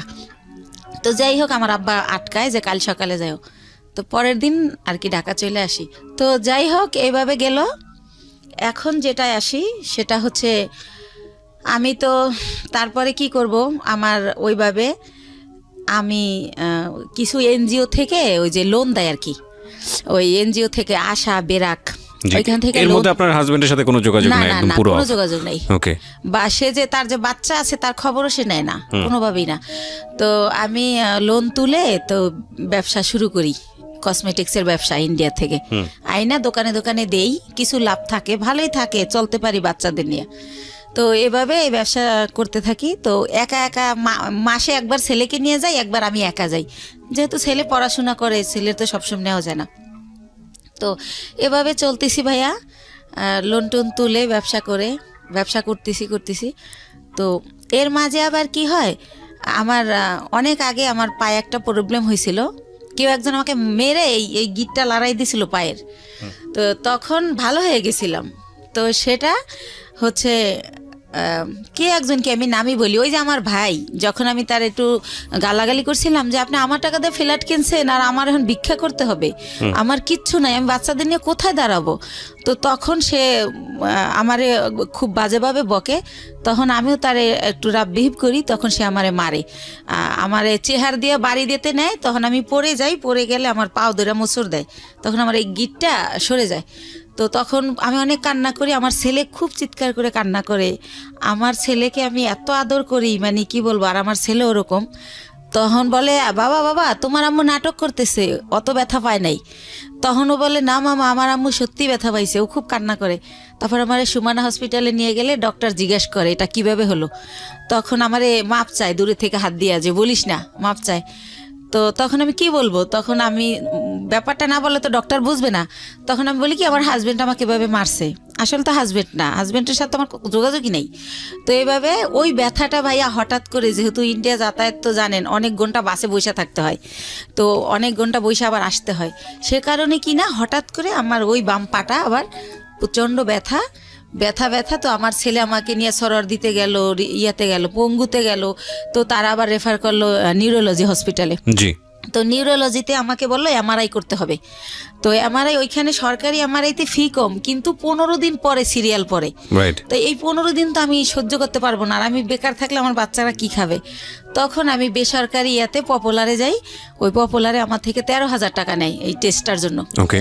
তো এইভাবে আমি টেস্টটা করার পরে তারা বলে যে আমার ওই যে পুরানা যে মোচড় দিছিল সেইখানটার একটা আঘাত আছে রগে, ওই কারণে আমার এই প্রবলেমটা হয়। তো বইলা দেয় যে আমার হচ্ছে একেবারে 6 মাস বেড রেস্ট, সোজা শুয়ে থাকতে হবে। আমি যদি সোজা শুয়ে না থাকি তাহলে আমার এই রগের প্রবলেম যাবে না। তো এইভাবে ইঞ্জেকশন দেয়, ওষুধ দেয়, কমে না, বলার পর এইটা বলে। তা আমি এতদিন যদি শুয়ে থাকি আমার বাচ্চারা কি খাবে, আমি ঘর ভাড়া দেবো কি দিয়া। তো তখন আমার বাচ্চা সবাই কাছে এটা বলে যে আমার মার এই অবস্থা, খুবই কান্নাকাটি করে। তার বাবার নাম্বার জানি কার কাছ থেকে সংগ্রহ করে তারেও ফোন করে যে আম্মু এরকম হসপিটালে ভর্তি। তো কোনো জায়গা থেকে কেউই আসে না, আল্লাহর রহমতে কেউই হেল্প করে না। তো আমার পরিচিত যারা আর কি, যাদের সাথে একসাথে বিজনেস করতে যাই, ইন্ডিয়া যাই আসি, অনেকগুলো মহিলা, আমরা সবারই যার যার সংসারের প্রবলেম, তারা এটা করে থাকে। তো ওই সব আপারা আমারে বলে যে বাংলাদেশে তো তুমি সুস্থ হইতে অনেক টাইম লাগবে, আর তোমার বাচ্চারা খাবে কি, তোমার আমরা কোলে করে শোয়াই বাসে করে ইন্ডিয়া নিয়ে যাই, হয়তো বা ইন্ডিয়া গেলে ভালো হবা। তো একটু তো আমার চলার ক্ষমতা নাহলে আমি ইন্ডিয়া কিভাবে যাব। তার মধ্যে একটা কথা বলি ভাইয়া, আমারে যখন ওই পপুলারে ওই একটা মেশিন মানে টলিতে শোয়াই দেয়, তো 2জন নার্স কেউ আমাকে হেল্প করলো না। আমার ছেলেকে বলে কি উঠাই দাও তোমার মাকে। তা আমার ছেলে তো আর অত বড় না, সে আমারে তাও কিভাবে জানে আল্লাহ জানে, ও আমারে কোলে করে শোয়াই দেয়। তো ওইভাবে আমার এমআরআই যখন শেষ আমি বের হই, তখনও কোনো একটা নার্স আমাকে ধরে না, বলে এই তোমার আম্মুকে নামাও। তো আমার ছেলে আমাকে জায়গায় নামাইতে গিয়ে ছেড়ে দেয়, মানে আমার ভার বহন করতে পারে না। তখন ভাইয়া ব্যথার মধ্যে আরও ব্যথা পাই, তো এত চিৎকার করতে থাকি। তখন ছেলে নিজের অপরাধী ভাবে যে আম্মু আমি তো আর ব্যথা দিলাম। তখন ওরে ঠান্ডা করার জন্য আমি বলি না কিছু হয় নাই, এমনি তো আমার ব্যথা তো এমনিই করে, তোমার জন্য না। তো আবার আমার সরর দিতে নিয়ে যায়, নিয়ে গেলে কি হয় ওখানে ইমার্জেন্সিতে একটা সাথে সাথে হাড়ের মধ্যে ইঞ্জেকশন দেয়। ওই ইঞ্জেকশনটা দিলে ব্যথাটা একটু কমে, ওটা ও জানে, কয়েকবার নেছে। তো ও আমার আর ওই ইয়ে থেকে পপুলার থেকে বাসায় না নিয়ে যায় সরর দিতে। ওকে। তো ওই দিন ওইভাবে যাওয়ার সময় যাই, যে সিএনজিটা দিয়ে নিয়ে যায়, তো ওই সিএনজি ড্রাইভারকে আমার ছেলে বলে, যেহেতু আমার ছেলে ছোট মানুষ, আমার বাসা থাকে তখন লেক সিটি হাউজিংয়ে, এবলক রোড নাম্বার 1 ওই বাড়িতে থাকি। তো বলে কি যে আঙ্কেল আপনার গাড়ি কোন দিকের? তো বলে এই যে মোহাম্মদপুর 3 রাস্তার। তো বলে কি যে আম্মুরে তো প্রতিদিন সন্ধ্যা ইঞ্জেকশন দিতে নিয়ে যেতে হয়, নিউরোলজিতে অথবা সরার দিতে প্রতিদিনই, মানে কয় ঘন্টা পরে জানি আমার ব্যথাটা বেড়ে যায়, আমার এটা মনে নাই। তখন বলে যে আপনি যদি নাম্বার দিয়ে যেতেন, ফোন দিলে আপনি এসে একটু নিয়ে যেতেন আমাদের, নাইলে আমি আম্মুরে রাইখা গাড়ি আনতে যাই, ড্রাইভাররা ভিতরে আসতে চায় না। তো এইভাবে ওই আমার ছেলেই নাম্বারটা নেয় ওই ড্রাইভারের। তো তারপরে পরের দিন হচ্ছে আমার নিউরোলজিতে ওই যে রিপোর্ট নিয়ে যেতে হবে এমআরআই, যে আমার কি পজিশন দেখাইতে। তো উনি ফোন করে, আমার ছেলে আসে, তো যাই। তো গেলে কি হয়েছে, সরকারি তো সিরিয়াল থাকবেই। তো আমার ছেলে বলে আঙ্কেল আপনি কি একটু ওয়েট করে আমাদের নিয়ে যাবেন আবার বাসায়? ঠিক আছে বাবা নিয়ে যাব। তো উনি বসে, তো দেখি আধা ঘন্টা, তারপর আমার সামনে আরও 5 জন। তো আমি ফোন দিয়ে বলি যে ভাইয়া আপনি চলে যান, আমার অনেক লেট হবে। তো উনি বলে যে না আমি বসি, আপনি আবার পরে সিএনজি কোথায় পাবেন, তাছাড়া তো আমি আপনার সবসময় নিই। উনি ইচ্ছা করেই থাকে। তারপরে হচ্ছে এই লোকটা কি করে যে বসে থাকে। তো আমার যখন সব কাজ শেষ আমি আসি, তো আমি তো হুইল চেয়ারে থাকি, তখন আমি পায়ে হাঁটতে পারি না ভাইয়া, হুইল চেয়ারে আসি ওই গাড়ি পর্যন্ত। এখন ওই গাড়ি পর্যন্ত হুইল চেয়ার নামানো যাবে না, সিঁড়ি। তো সেজন্য আমার ছেলে তো আমার কোলে করেও নিতে পারতেছে না। তো আমার ছেলে বললো আঙ্কেল আপনি একটু আমার আম্মুর এক সাইড দিয়ে হাত ধরেন, আমি এক সাইড দিয়ে ধরি। তো এইভাবে আমার নিল। তা আমার বাসায় যখন নামাই দিল, আমি চিন্তা করলাম লোকটা প্রায় 1-1.5 ঘন্টা বসে আসিল। তো উনি তো এতক্ষণে অনেক টাকা মারতে পারতো। এমনি আমার যাতায়াত ভাড়া হয় 400 টাকা নিউরোলজি থেকে আমার বাসা যেহেতু মোহাম্মদপুরে। তো আমি ওনার একটা 1000 টাকার নোট দেই। তখন উনি বলে আপা আমার কাছে ভাঙতি নেই, আমি প্রথম আপনাকে নিছি। তো আমি বলি ভাইয়া ভাঙতি লাগবে না, পুরাটাই আপনাকে দিছি, আপনি তো অনেকক্ষণ বসেছিলেন। তো তারপরে যেহেতু আমার ডাক্তার বলে যে যতদিন অসহ্য ব্যথা না কমে প্রতিদিন সন্ধ্যায় ইঞ্জেকশন দিতে হবে, তো সে কারণে প্রতিদিন সন্ধ্যায় উনি আসে, এসে আমার নিয়ে যায় এই সিএনজিওয়ালা। এর মধ্যে ভাইয়া বলে রাখি আমার ছেলের হচ্ছে ইন্টারের পি টেস্ট পরীক্ষা। তো সে কারণে কি হয়, ছেলের যে টাইমে আমি আর ইঞ্জেকশন দিতে যাই ওই টাইমে ছেলের স্যার আসে। তো ছেলে উঠাই দেয় যে আঙ্কেল তো দিয়েই যাবে, যেহেতু আঙ্কেল বাসা চেনে। তো এইভাবে উনি আমার দিয়ে যায় নিয়ে যায় বিনামে আমি ভাড়া দেই।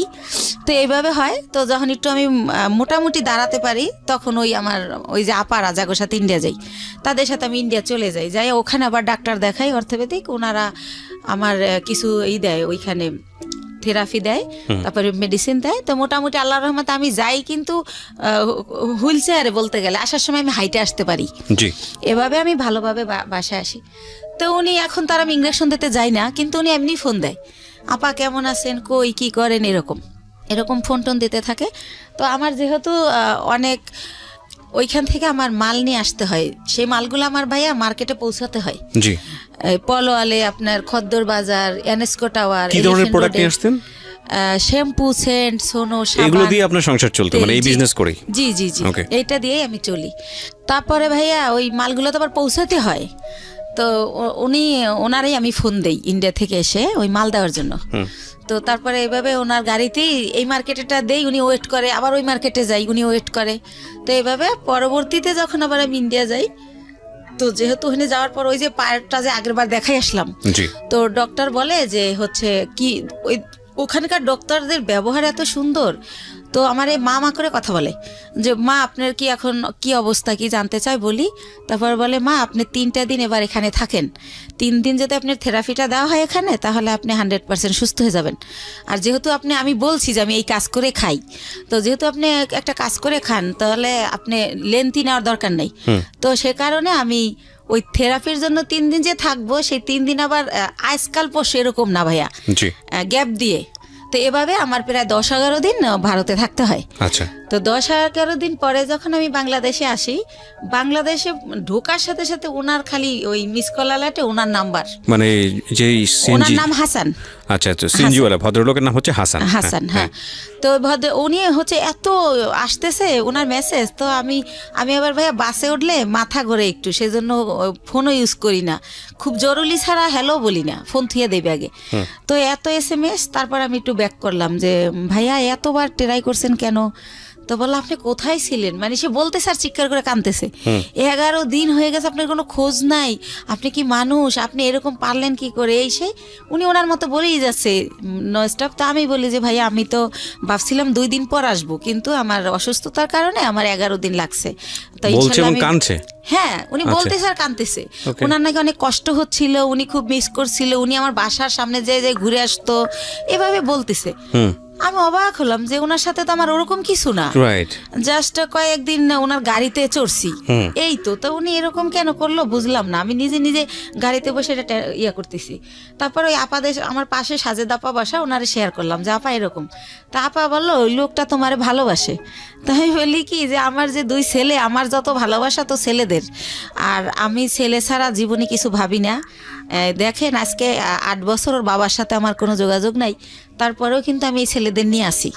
আর এখন তো ধরতে গেলে বুড়োই হয়ে গেছি, এখন আর ভালোবাসা টাসার কোনো দাম নাই। এরকম মনে হয় এমনি বলে বা কিছু একটা, আপার সাথে এইভাবেই কথা হলো। তারপরে পরের দিন অ্যাজ ইউজুয়াল ওই যে আমার তো মাল দিতে যেতে হবে, আমি যেদিন আসি তার পরের দিনই মাল না দিলে তো আমার টাকা দিবে না।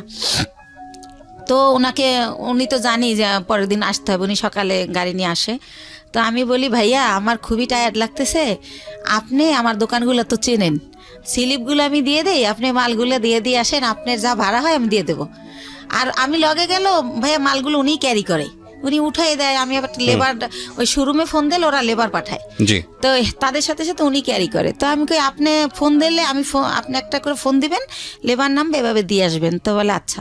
তো এইভাবে উনি আমার মালগুলো দেয়। তো আমি আবার টেনশন করি যে আমি তো জীবনভর বিশ্বাস করে ঠকলাম, একজনকে বিশ্বাস করলাম, সে আমার নিজে বললো যে আমার 60 লাখ টাকা পুঁজি, সেইটা নাই, উদয় হয়ে গেল।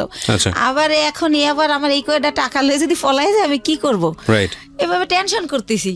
কিন্তু আবার প্রতিটা মালিককে আমি বলে রাখছি যে আমার লোক গেছে ওই সিএনজিওয়ালা, তো মালটা দেওয়ার পর আমারে জানাবেন পুরো মাল বুঝাই দিছে কিনা স্লিপের। তো ওরা আবার আমারে একটু পরপর ফোন দিয়ে জানাচ্ছে প্রত্যেকটা কোম্পানি যে হ্যাঁ আপা মাল পাইছি। তখন ভাবলাম যেহেতু মাল পুরা দিছে তাইলে টাকাও আমারে দিবে। তো ঠিক উনি বাসায় আবার আইসা আমার টাকা দিয়ে দেয়।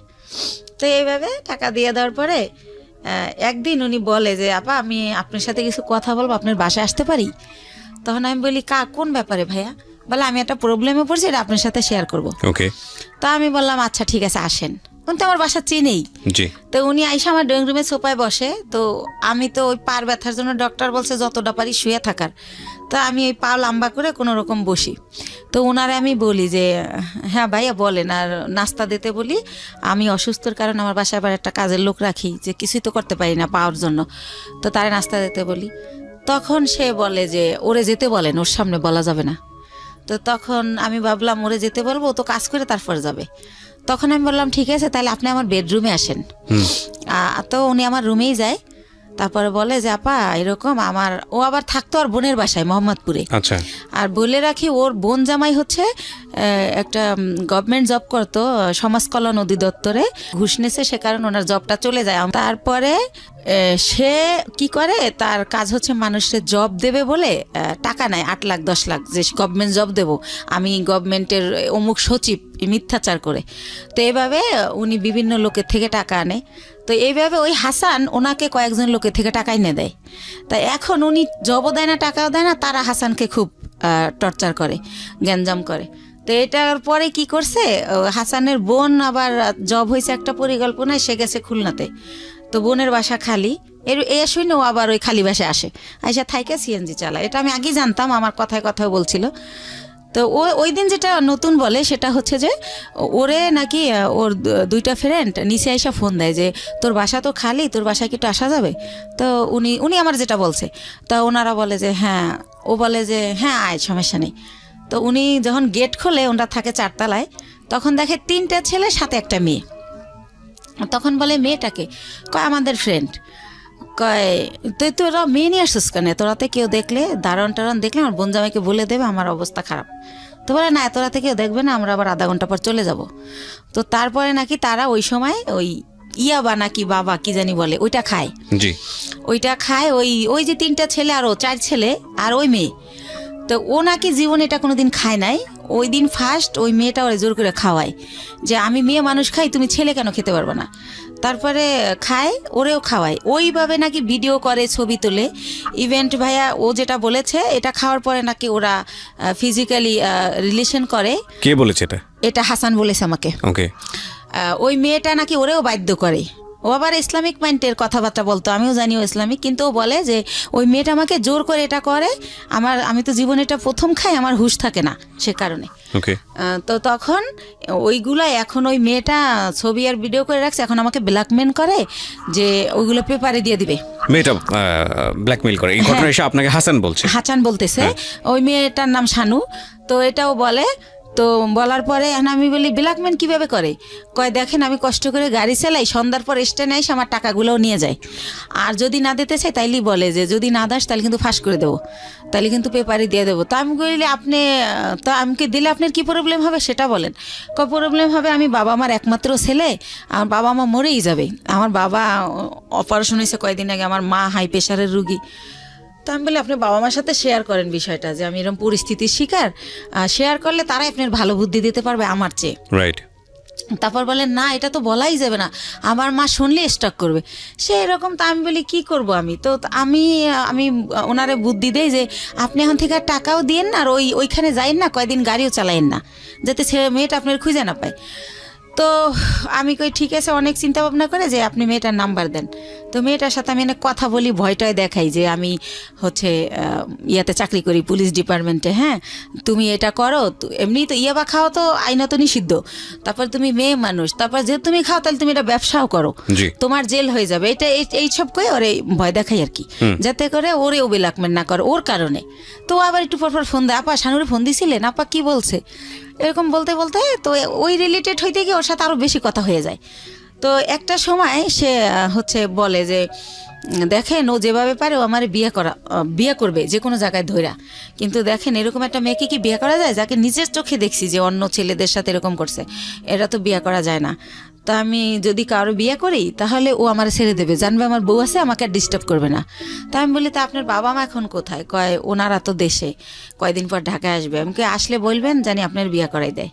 তো এইভাবে গেল। উনি কি বলছে ওনার ফ্যামিলিতে আমি জানি না। ওনার বোন আমাকে ফোন দেয়, দিয়ে পরিচয় দেয় আমি হাসানের বোন। ওনার মা আমাকে ফোন দেয়, ওনার বোন জামাই আমাকে ফোন দেয়। তো এইভাবে কথা বলে সবাই, বলতে বলতে আমাকে সবাই দেখতে চায়। তো দেখতে চায় কি উদ্দেশ্যে আমি জানি না। তার বাবা আমাকে বলে মা তোমার অনেক গল্প শুনছি, তুমি আমার ছেলেটার নতুন জীবন দিছো, এই সেই। আমার ছেলেটা বখাইট হয়ে গেছিলো, নষ্ট হয়ে গেছিলো, খারাপ মানুষের সাথে চলতো, নেশা করতো, এখন কিছু করে না, ভালো হয়ে গেছে শুধু তোমার জন্য। তো এরকম বলে। আমি বলি আপনারা তো আমার আসলটা জানেন না, ও হয়তো আপনার আসলটা বলে নাই, কারণ আমার মনে হয়েছে ও হয়তো বলছে আমি আনম্যারিড মেয়ে বা এরকম কিছু, এটা আমি গেস করে এটা বলি। তারপর আমি বলি যে আমার অনেক প্রশংসা তারা করে। আমি বলি আমি দেখতে অনেক পচা, আমার প্রশংসা করেন না, আমার দেখলে আপনার ভাল লাগবে না, এখন যেমন পাগল এই দেখার রুচি থাকবে না। তো একটা সময় এত রিকোয়েস্ট করে, তখন যাই। যাওয়ার পরে দেখি যে সবার সাথে দেখা হয়, কথা হয়, তারা আমার অনেক পছন্দ করে বলে। তারপরে আমি চলে আসি। আসার পরে পরের দিন ওর মা আমাকে ফোন দিয়ে বলে যে আমার ছেলে তো তোমাকে পছন্দ করে, বিয়ে করতে চায়। ওকে। এটা ওর মা যখন বলে আমি ভাইয়া একদম কি বলে গাছে থেকে পড়ি যে কি বলে এটা। তখন আমি বলি যে ওর মারে আবার আমি মাই বলি যখন ওদের বাসায় যাই, যেহেতু ও বলে পরিচয় দেশে বন্টন করে। তো বলি যে মা আপনি এটা কী বলেন, আমি হচ্ছে আমার বেবি আছে, আমি বিবাহিত। ওর কিন্তু 2টা বিয়ে, এটা আমি আগে জানতাম না, এটা পরে বের হয়েছে আমার বিয়ের পরে। আর আপনার ছেলে তো আনমেরিড, আপনি একটা আনমেরিড মেয়ে বিয়ে করাবেন আমাকে কেন? তো এটা বলার পরে বলে, দেখো মা, আমার ছেলে আমাকে তোমার ব্যাপারে সবই খুইলা বলছে, কিন্তু আমার ছেলে যেহেতু সংসার করবে, ছেলে যেহেতু তোমাকে ভালোবাসে, আমাদের আপত্তি তো থাকার কথা না, আর তোমারও আপত্তি থাকার কথা না, কারণ ও তো দেখছে তোমার 2টা ছেলে আছে, ও তোমার বাসায় যাতায়াত করে, এতদিন ধরে তোমার সাথে পরিচয়, তুমিও তারে দেখছো, অসুবিধা কোথায়? তো এরকম করতে করতে আমি রাজি হই না, কিন্তু সে ওই গানই বাজায় যে আমার কাছে হাজারো বার ফোন দেয়, আমি কই, কি করি, কি খাইছি, তাই ঘুমাইছি কিনা, তো নাস্তা করছি কিনা, এভাবে ফোন দিতে থাকে। তার মধ্যে আমি আবার ইন্ডিয়া চলে যাই, সে আবার ওরকম, তোমার পাশে কে বসছে, ছেলে মানুষ বসছে না মেয়ে মানুষ বসছে, এরকম মানে এভাবেই করে। তো হোটেলে বিয়েটা করলেন না করার আগে অবস্থা? বিয়ে করি নাই, তখনই এরকম এইভাবে মানে সে এত কেয়ার করে, মনে হয় যে আমি হেঁটে গেলে সে ব্যথা পায়, এরকম একটা ভাব। হ্যাঁ, তারপরে হচ্ছে টিকিট কাটছি, গাড়ি 2:30টায় ছাড়বে, হয়তো বা 1:15 টিকিট কাটলাম, তো খেতে গেলে তো আর গাড়ি ফেল করব, তো টিকিট কাটছি, ফোন দিতেই থাকতো, তো বলতাম যে খাওয়ার টাইম নেই, হচ্ছে জুস কিনে উঠছি, তো বলতো ইয়ারে সুপারভাইজারে বলো 10 মিনিট লেট করতে, খাইয়া গাড়িতে ওঠো, না খাই উঠবা কেন, ঢাকা আসতে রাতটা তো কোনো সময় কেউ করে নাই, ছোটোবেলা মাও করতো না। তারপরে যে বিয়ে নামক একজনের সাথে মাঝে মধ্যে দেখা হতো, তার সাথে তো আমার কিছুই হয় না এই ধরনের। তো ওই ব্যাপারগুলো আমার খুব ভালো লাগতো, যে আল্লাহ আমি খাইলাম কিনে ডেনে টেনশন করে, রাতের 1টা বাজে আমার অনলাইনে দেখলে, এই এখনও ঘুমাও না কেন, ঘুমাও, এর মধ্যে তুমি তো আমি কথা বলা শুরু হলো, তো সেও তুমি বলে, আমিও তুমি বলি, আর ভাইয়া আপু বলি না, হেও আপু বলে না, আমিও ভাইয়া বলি না, তো এরকম। তো একটা পর্যায়ে হচ্ছে সে মাঝে মধ্যেই বাসায় যেতে চায়, তখন আমি চিন্তা করলাম যে আমার ছেলে যেহেতু বড় হয়েছে, তো এই ব্যাপারটা আমার ছেলে খারাপভাবে নেবে, বা আমার ছেলে আমার ঘৃণা করবে, ছেলে আমার খারাপ ভাববে। তো আমার ছেলেকে না আমি একদিন বলি যে বাবা এরকম এরকম ব্যাপার। তো আমার ভাগ্নে আছে ইমরান, বড় বোনের ছেলে, ওর কাছে বলি, আমার বোনের মেয়ের কাছে বলি। তো বলার পরে বলতেছে যে একটা মেয়ের বিয়ে, স্বামী, সংসার যে একটা জিনিস, আপনার তো সেটা হয় নাই, আমরা তো সবই জানি। তো যেহেতু তার সে একা কইলে আমরা নিষেধ করতাম, আমার ভাগ্নিকে বিয়ে হয়ে গেছে, এরকম বড়রা বিয়ে হয়েছে, বাচ্চা হয়েছে, এক ভাগ্নির হচ্ছে ছেলে হয়েছে। তো বলতেছে যে যেহেতু তার বাবা মাও আপনারা নিতে চায়, তো আপনার খুশি হওয়ার কথা। তো আমি কীভাবে খুশি হব, সে তো ড্রাইভার, আর একজন ড্রাইভার কয় টাকা আর্ন করে, সে আমারে খাবে না আমার বাচ্চা খাবে, আমার তো সে সারা জীবন এই কাজ করেই খেতে হবে, তাহলে আর বিয়ে বয়ে লাভ কি? তো একটা সময় এভাবে বলিও, নিজে ওদেরকে অ্যান্সার করি, কিন্তু আবার সে যখন কথা বলে খুব ভালো ভালো সুন্দর সুন্দর করে, তখন আবার তার জন্য আমার মায়া লাগে। তো এরকম করতে করতে একটা সময় চিন্তা করলাম যে টুকটাক করে বাসা আসে, ছেলে ব্যাপারটা খারাপভাবে নিবে। তো ছেলেরে, ভাগ্নেরে দিয়ে ছেলেরে জিজ্ঞেস করাইলাম, ভাগ্নে বললো যে না আমার ছেলে রাজি। আমি সরাসরি জিজ্ঞেস করলাম না, লজ্জায়। তো তারপরে আমরা বিয়ে করে ফেললাম। বিয়ে করলাম হচ্ছে ভাইয়া এই যে মার্চ মাস গেল, এর আগের মার্চের 13 তারিখে। তো বিয়ে করলাম বলতে এভাবে বিয়ে করার পরে সে আমার বাসায় থাকা শুরু করলো। আর হচ্ছে আমি বললাম যে সিএনজি আর চালাইও না, মানে একজনের ড্রাইভার আমার হাজবেন্ড একটু লাগে, কারণ এইরকম ফ্যামিলির তো মেয়ের আমি না, হয়তো আমি ভাগ্যোদশে কষ্ট করতেছি। তো পরে ওর ভিসা, পাসপোর্ট করলাম, ভিসা লাগাইলাম যে আমার সাথে সাথে ইন্ডিয়া যাবা, দুইজনে মিলে ব্যবসা করি। আরও একটা চিন্তা করলাম, ভাই এই ব্যবসায় হচ্ছে অনেক মাল তো ওয়েট হয়, একটা ছেলে আসলেই দরকার হয়। যেবার আমার ছেলে আমার সাথে যায় আমি একটু অনেক শান্তি পাই, আমার কষ্ট কম হয়। ছেলে না গেলে 4-5টা ব্যাগ আমার যদি লেবার না পাই আমার ক্যারি করতে হয়, অনেক কষ্ট হয়। তো সব কিছু মিলে টিলে ভাবলাম যে ঠিক আছে, ওর ফ্যামিলিও ছোট, 1 ভাই 1 বোন, বোনেরও বিয়ে হয়ে গেছে, বাবা মাই তো আছে, ঝামেলা নাই, করে ফেলি। তো এইভাবে যাই হোক বিয়েটা হলো, খুব ভালো, শ্বশুর শাশুড়ি খুব ভালোবাসে। তো এরপরে রোজা চলে আসলো, ঈদের সময় আমি শ্বশুর শাশুড়ি সবার জন্য গিফট টিফট কিনলাম। শাশুড়ি আবার বলে বলে দিল তার বোনের ছেলে, বোনের মেয়ে, তাদের যত আত্মীয় আছে সবার জন্য কিনতে, বাস কিনলাম, তো দিলাম। তো আমার শাশুড়ি আবার আমার 2000 টাকা দিল একটা ড্রেস কিনতে। আর আমার হাজব্যান্ড এর মধ্যে ভিসা পাসপোর্টের কাজ চলতেছে, সে আর যায় না এতদিনে ইন্ডিয়া, তারে সব কিছু দিলাম। প্রতিদিন তারে 500-1000 টাকা পকেট খরচ দিচ্ছি, মানে দিয়ে রাখতেছি, যখন শেষ আবার দিচ্ছি, এরকম এভাবে চলতেছে। তো তারপর আমি আরও একবার গেলাম একা। তো এর পরের বার সে আমার সাথে গেল। তো যেহেতু সে আমার সাথে গেল, এখন যদি ভাইয়া যেখানে ব্যবসা করি সবাই আমাকে অনেক রেসপেক্ট করে। এখন যেহেতু তার ছবি আছে আমার কাছে, আপনারা চাইলে দেখতে পারেন, কাবিনটাও আমি নিয়ে আসছি, চাইলে দেখতে পারেন। 20 লক্ষ টাকার কাবিন করা হয়েছে আমাদের বিয়ের যে খরচটা ওটাও আমি দিছি, কারণ ওর তো টাকা ছিল না। তো ওর মাই শিখাই দিছিল যে 20 লক্ষ টাকার কাবিন করবা, না হলেও যদি পরে আবার কেউ বিয়ে টিয়া করে কম টাকার কাবিন থাকলে বেশি হলে আর করতে সাহস পাবে না। তো এইসব দেখে না মনে হয়তো ওর মা বাবা ওর চেয়ে আমার বেশি ভালোবাসে। আর যেহেতু আমি ছোটোবেলা থেকে ভালোবাসার খুব অভাবী ছিলাম, ওদের ভালোবাসাগুলো পেয়ে না আমি এত হ্যাপি হয়েছিলাম বলার মতো না। তো এইভাবে চলতে থাকে। এর মধ্যে আমার শাশুড়ি আমারে বলে যে গত বছর অক্টোবরে যে শাহনাজের তো বিয়ে হয়েছে 5 বছর, তো ভদ্রলোকের আবার আগের ঘরে বউ বাচ্চা আছে, আমার ননদ্রে বিয়ে করে হচ্ছে অন্যভাবে, যাই হোক সেটা আমি বলবো না। তো যাই হোক পরে বলে যে ওর তো অনুষ্ঠান করা হয় না, দেশের কেউ জানে না, তো এবার ডিসেম্বরে তোমার আর ওর অনুষ্ঠান একসাথে করব আমরা। ডিসেম্বরের 26 তারিখে ডেট করছে। তো আমি বললাম আচ্ছা ঠিক আছে। আমার শরম, আমি আবার এটা বললাম যে মা আমারটা করেন না, শাহনাজেরটা করেন, যা যা করার আমি করব, টাকা পয়সা যা লাগে আমি দেবো, কিন্তু আমারটা করেন না, আমার লজ্জা লাগে। আচ্ছা। তো এটা আমি বলার পরে উনি হচ্ছে অনুষ্ঠান। তখন কি আপনার মানে জাহিদ তো আগের হাজবেন্ডের নাম? হ্যাঁ। ওর সাথে কি ডিভোর্স হয়ে গেছে নাকি? জাহেদকে ওইটা আমি বলি না ভাইয়া, জাহেদকে আমি 14 সালে ডিভোর্স দিই। 14 সালে ডিভোর্স দিয়ে দিয়েছেন? ডিভোর্স এর জন্য দেই যে আবার কখন হুট করে আইসা দাবি করে, সেজন্য আমি 14 সালে ওরে ডিভোর্স দিয়ে দেই। ওকে। তো ও কি করে যে এভাবে বলে, তো বলার পরে লিস্ট আসতে থাকে, যেহেতু বিয়ে বাড়ি, বিয়ে করা গ্রামে অনুষ্ঠান করবে, এটা লাগবে সেটা লাগবে। তো আমি যখন ইন্ডিয়া যাই আমার ননদ ফোন করে বলে যে আমার জন্য লেহেঙ্গা আনবা, আমি বিয়ের দিন পরবো।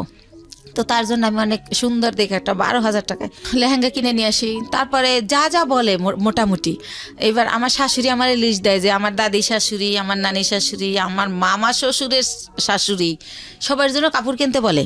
এটা কি তাদের এলাকার নিয়ম কিনা আমি জানি না, আমাকে কিনতে বলে, তো তাও আমি কিনি। আর এর মধ্যে ভাইয়া একটা কথা বলে রাখি, হাসান আমার বাসায় যখন যায়, সিএনজির যে কালারের জানেন তো ড্রেস, তো ওই কালারের একটা প্যান্ট থাকে নর্মাল, আর ওই সিএনজির একটা শার্ট, এইটা পরে কিন্তু আমার বাসায় যায়। কিন্তু এর মধ্যে ওরে আমি অনেক প্যান্ট শার্ট, অনেক ঘড়ি, যা বলেন মানে সুন্দর দেখানোর জন্য যা যা প্রয়োজনীয়, কমপ্লিট স্যুট, শু, মানে ওর পুরো গেট আপ টেট আপ আমি চেঞ্জ করে ফেলি। তো ওর বোন দেখে বলে আল্লাহ রে, আমার ভাবি, আমার ভাইয়ারে তো রাজপুত্র বানাই ফেলাইছে আমার ভাবি, আমার ভাইয়ারে এত সুন্দর লাগে তা আগে বুঝতাম না, এভাবে সবাই বলে। তো এইভাবে চলতে থাকে। আর আমি তো ভাইয়া কষ্ট করি ঠিক আছে, কিন্তু আমার ছেলেরা তো ওইভাবে বড় হয় নাই, তো আমি ভালো বাসায় থাকি। আমার বাসায় 2টা দারোয়ান, আমার ওরকম ফ্ল্যাটে আমি থাকি হাইফাইভাবে। তো ফ্ল্যাটে যেহেতু যে বাসায় উনি এভাবে যাওয়ার পরে তারা তো সন্দেহ করবে যে এই পুরুষটা এর বাসায় ঢোকে কেন, আমার নেগেটিভভাবে নিবে। তো তাদেরকে আমি পরে বলে দেই যে ভাইয়া ওকে আমি বিয়ে করে ফেলছি, এরকম হয়। আবার আমি যখন ইন্ডিয়াও নিয়ে যাই দেখি কানাকানি করে মালিক কর্মচারীরা যে একে, কারণ আগে তো আমি যেতাম, আমার সাথে আমার ছেলে যেত, তখন যদি ভাবে যে আপনার ছেলের বয়স কত ছিল যখন ওই ভদ্রলোককে বিয়ে করলেন হাসানকে? এই তো 1.5 বছর আগে। আমার ছেলের তো 2001-এ জন্ম, 18 চলে। তো ওরা রাজি ছিল বিষয়টা নিয়ে? হ্যাঁ রাজি ছিল, যে হাসানকে তারা বাবা হিসেবে নিতে চাচ্ছে বা এরকম। বাবা বলে না, আঙ্কেল ডাকে, কিন্তু আপনার হাজবেন্ড হিসেবে অনুমতি দিছে। আচ্ছা ঠিক আছে, ওকে। তো কি করে না, অনুমতি না দিলে তো আমি করতেই পারতাম না, করতামই না। সে রাজি হলাম তাকে জমিটা দেওয়ার জন্য, মাকে দিয়ে বলালাম। তারপরে আমি গ্রামে গেলাম, তারপরে সে একজনকে দিয়ে জিজ্ঞেস করাইলো আমি জমির দাম কত চাই। তা আমার মা আমার শিখিয়ে দিল, তুমি বললো যে আপা তোমার যা ইচ্ছা তাই দিও, তাহলে তুমি বেশি পাবা, দাম টাম চাইও না। তো আমার মার কথাই আমি আমার বোনকে বলি, ওই যাকে দিয়ে বলায় তাকে বলি। তো পরের দিন আমাকে রেজিস্ট্রি করতে নিয়ে যায়, আমাকে কিন্তু 1 টাকাও দেয় নাই বা কতটুকু জমি বা কত দাম কিছুই বলে নাই। তো ম্যাজিস্ট্রেট যখন জিজ্ঞেস করে আমি বলি যে হ্যাঁ টাকা বুঝে পাইছি। তো উনি আসার পর আমাকে মাত্র 1 লক্ষ টাকা দেয়, দিয়ে বলে যে তোর জমির দাম হচ্ছে 2,35,000, তো আর 1,35,000 টাকা আমি 15 দিন পরে দেবো। তো আমি 1 লাখ টাকা নিয়ে ঢাকায় চলে আসি। কিন্তু ওই যে দুলাল আমার টাকা দেয় না, আমি বাসা ভাড়া ছিলাম, ওই বাসা ভাড়া বেজে যায়, তারপরে ঋণ করে খাই ফ্রেন্ডদের কাছ থেকে, ছেলের খরচ করি স্কুলের। তো এভাবে ওই টাকা ঋণ দিতেই চলে যায় 1 লাখ। তো তখন আমি ব্যবসা আবার কিভাবে করব, তখন আমি আবার আমার বোনকে বলি, বলতে বলতে আমার মা বলে যে তুমি বাড়িতে আসো, আবার যাই। তখন আমার বোন আবার আমাকে 1 লাখ টাকা দেয়, দিয়ে বলে যে এই 35,000 টাকা বাকি আছে, এইটা তুই চাবি না, ফোন করে কখনো বলবি না, আমার যখন হবে আমি তোরে ফোন করেই বলবো, তখন তোরে দিয়ে দেবো। আচ্ছা ঠিক আছে। তো ভাইয়া আল্লাহ যার উপরে নারাজ হয় তার হয়তো সব দিক দিয়েই হয়। তো তখন উনি 1 লাখ টাকা দেয়, ওই টাকাটাই না আমি ইন্ডিয়ার ব্যবসা শুরু করি। তো ব্যবসা শুরু করি ইন্ডিয়ার কসমেটিকের ব্যবসা, কয়েকজন আপার সাথে পরিচয় হয়, তাদের সাথে যাতায়াত করি, এভাবে চলতেছি। হঠাৎ করে আমার ব্যাক পেন শুরু হয়, আমি উঠতে পারি না, বসতে পারি না, খুব যন্ত্রণা। তো বাংলাদেশে যখন ডাক্তার দেখাতে দেখাতে পরীক্ষা নিরীক্ষার পর যেটা বলে যে আমার একটা কিডনি ড্যামেজ হয়ে গেছে। ওহো। তো একটা কিডনি ড্যামেজ হয়ে গেছে। কত সালের ঘটনা? এটা হচ্ছে 13 সালের ঘটনা। 13 সালের ঘটনা। তো তখন তো আপনার জাহিদের সঙ্গে যোগাযোগ সম্পূর্ণ কোথায় আছে, কি করছে, কিছু জানি না। না, তো তখন আমার ড্যামেজ হয়ে গেল। তো আমার আত্মীয়স্বজনকে আমি ব্যাপারটা জানাই, মানুষ দিয়ে জানাই, কিন্তু ভাইয়া কষ্টের কথা হলো আমার এক সৎ ফুফুর ক্যান্সার হয়েছিল, তাকে কেমো দেওয়ার জন্য আমার বোন প্রতি মাসে তার কেমোর খরচটা দিত। কিন্তু বাইরের মানুষেরে দেয়, যে ওর মেয়ে বিয়ে হয় না, বিয়ে দিয়ে দেয়, যার যা লাগে দেয়, কিন্তু সে আমাকে কোনোভাবে হেল্প করলো না। হেল্প না করলে আমার যে পুঁজিটা ছিল ওইটা দিয়া, আরেকটু বলি, তো বাংলাদেশে বলে ড্যামেজ হয়ে গেছে, তো আমার অনেকে বলে যে ইন্ডিয়ার ডাক্তার ভালো, ইন্ডিয়াতে দেখাও। তো ইন্ডিয়া দেবী শেঠি নামের একটা হসপিটাল মুকুন্দপুরে, সেখানে আমি দেখাই। ডক্টর বুজুরিয়া, উনি কিডনি বিশেষজ্ঞ ছিলেন।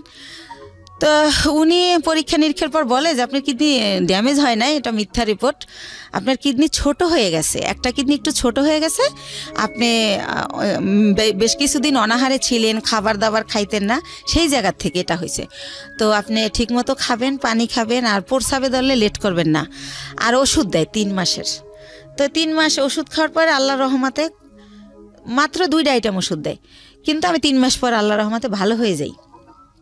তো ভালো হয়ে যাই, এরপরে চাবি না, আমি ইচ্ছা মতো দেব, অথচ আমি যখন 6 মাস পরে আমার চলতেছে না তখন চাই, তখন সে অস্বীকার করে। আর একটা কথা ভাইয়া, সে হচ্ছে বাইরে আমার এই জমিটা যারা কিনতে চাইছে তারা 5 লাখ টাকা দিতে চাইছে, 5 কাঠা 5 লাখ, কিন্তু আমার দিবে 2,35,000। তারপরও আবার এই 35,000 টাকা সে না স্বীকার জান। আমি বলি, আপা তুমি তো মিথ্যা বলো না, মনে হয় ভুলে গেছো, মনে নাই, একটু মনে করে দেখো। সে আমারে অখাদ্য ভাষায় গালাগালি করে, ওই টাকাটা আর দিলই না। তো এইভাবে যায়। আর একটা কথা ভাইয়া, সে তারা মনে হয় নাম কেনে, শববরাতের পরে টেরাক বইরা গ্রামে গ্রামে কাপড় লুঙ্গি সবাইকে দেয় প্রতি বছর। তো আমি হচ্ছে 2 বছর আগে, মানে আমার ছেলে তো এবার দিল ইন্টার পরীক্ষা, তো ইন্টার যখন ও ফার্স্ট ইয়ারে ভর্তি করে মরে, তো ওই যে আমি অসুস্থ ছিলাম, আমার অনেক অভাব, তো তখন আমি ওরে বলি যে হচ্ছে আমার ছেলেরে ভর্তি করব কলেজে, ভর্তির তোরা হচ্ছে এমনি বলি ডাইরেক্ট যে তোরা তো সবাই জাকাত দেস, নাইলে তোদের জাকাতের টাকা থেকে আমার কিছু টাকা দে, আমার ছেলেটার ভর্তি করি। তো আমার 1 ভাই আর 2 বোনরে বলি। তো তারপর তারা আমার যেটা জানায় যে হাদিসে আছে যারা ব্লাড কালেকশনের এদেরকে জাকাত দিলে জাকাত কবুল হয় না। এটা আমার জানা মতে এটা একটা ভুল ইনফরমেশন। এটা তো ভুল, জি জি, এটা আমিও জানি এটা ভুল, কিন্তু তারা এটা বলে। যাই হোক, তারপরে আমি যেমনি হোক ছেলেকে ভর্তি করি।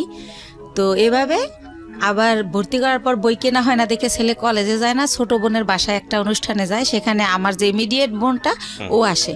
তো ওরে বলে যে তুই কলেজ যাওয়া শুরু করছিস? কয় না, আম্মু তো এখন আমার বই কিনে দেয় না, এই জন্য যাই না, যাবো কয়েকদিন পরে। আম্মুর তো অনেক সমস্যা, কি যে করব, মনে হয় কি পড়াশোনার দরকার নেই, একটা জব নিয়ে নিই। তো আমি তো ছোট মানুষ, আমার জব দিব কে?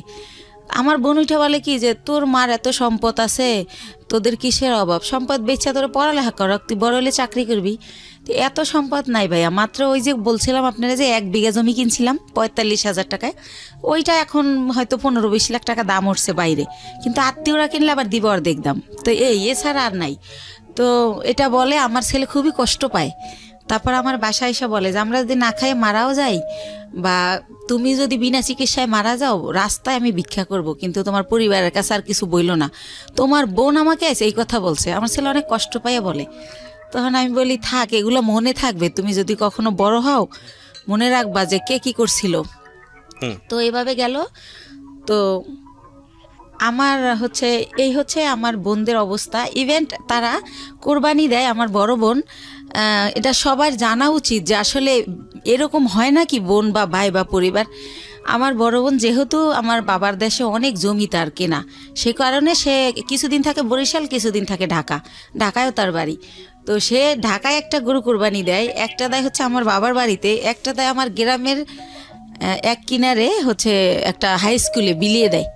অথচ আমি আপন বোন, আমারই কিন্তু 2 কেজি গোশ দেয় না যে আমার বাচ্চারা কি খাবে। বা এই যে গ্রামে বইরা ট্রাক বইরা কাপড় দেয়, কোনো সময় বলে না 2,000 টাকা দিলাম তোর 2 ছেলের 2টা শার্ট কিনে দিস, কখন এটা তারা করে না, এই হেল্পটা তারা করে না। আমার অনেক কষ্ট, তো এই জন্য তাদের কাছ থেকে আমি একেবারেই দূরে আছি, কথাবার্তা বলি না। আর একটা কথা বলি, 3 বছর আগে একবার ঈদে দেশে গেছি, তো লঞ্চ স্টিমারে আমরা আসি, তো ঈদের সময় খুব ভিড় থাকে, আর ওই সময় কেবিনে অনেক বেশি ভাড়া নেয়, তো একটু কমলে ভিড় আসবো। তা আমি শুনি আমার মা কাজের মেয়েকে বলে, আমার বাড়িতে সবাই কাজের মেয়েরা কাজ করে, আমার মা বোঝে নাই যে আমি পিছনে, কাজের মেয়েকে বলে একটু কষ্ট করে কর, কি করবি। আমি ভাবছি আসছে 2 দিনের জন্য, 15 দিন হয়ে গেছে এখনো যায় না, আল্লাহই জানে কবে যাবে। মানে আপনার মা এটা বলছে? আমার মা বলে আমি 2 ছেলেকে নিয়ে বেড়াতে গেছি সেজন্য, তো আমি যে ভিড়ের জন্য ছেলেকে নিয়ে রিক্স, যদি লঞ্চ ডুবে যায় সেজন্য আসতেছি না, কিন্তু আমার মা কাজের মেয়েকে এই কথা বলে, আমি নিজের কানে শুনি। তো এইটা শোনার পরেই আমি বলি যে রওনা করি, যে আমি বাবা চলো আমরা এখন চলে যাব। তো আমার আব্বু বলে যে এখন তো লঞ্চের টাইমও না, স্টিমার টাইম নেই, কিসে যাবা? তো আমি বলি আমি বাসে যাবো। কয় বাসের টিকিট আগে কাটতে হয়। আমি কই হাইটা যাবো ঢাকা। তো যাই হোক আমার আব্বা আটকায় যে কাল সকালে যাও, তো পরের দিন আর কি ঢাকা চলে আসি। তো যাই হোক এইভাবে গেল। এখন যেটা আসি সেটা হচ্ছে আমি তো তারপরে কি করব, আমার ওইভাবে আমি কিছু এনজিও থেকে ওই যে লোন দেয় আর কি, ওই এনজিও থেকে আশা বেরাক, ওইখান থেকে। এর মধ্যে আপনার হাজবেন্ডের সাথে কোনো যোগাযোগ নাই? একদম পুরো কোনো যোগাযোগ নেই। ওকে। বা সে যে তার যে বাচ্চা আছে তার খবরও সে নেয় না, কোনোভাবেই না। তো আমি লোন তুলে তো ব্যবসা শুরু করি, কসমেটিক্সের ব্যবসা ইন্ডিয়া থেকে আইনা দোকানে দোকানে দেই, কিছু লাভ থাকে, ভালোই থাকে, চলতে পারি বাচ্চাদের নিয়ে। তো এভাবে এই ব্যবসা করতে থাকি। তো একা একা মাসে একবার ছেলেকে নিয়ে যাই, একবার আমি একা যাই, যেহেতু ছেলে পড়াশোনা করে, ছেলের তো সবসময় নেওয়া যায় না। তো এভাবে চলতেছি ভাইয়া, লোন টোন তুলে ব্যবসা করতেছি।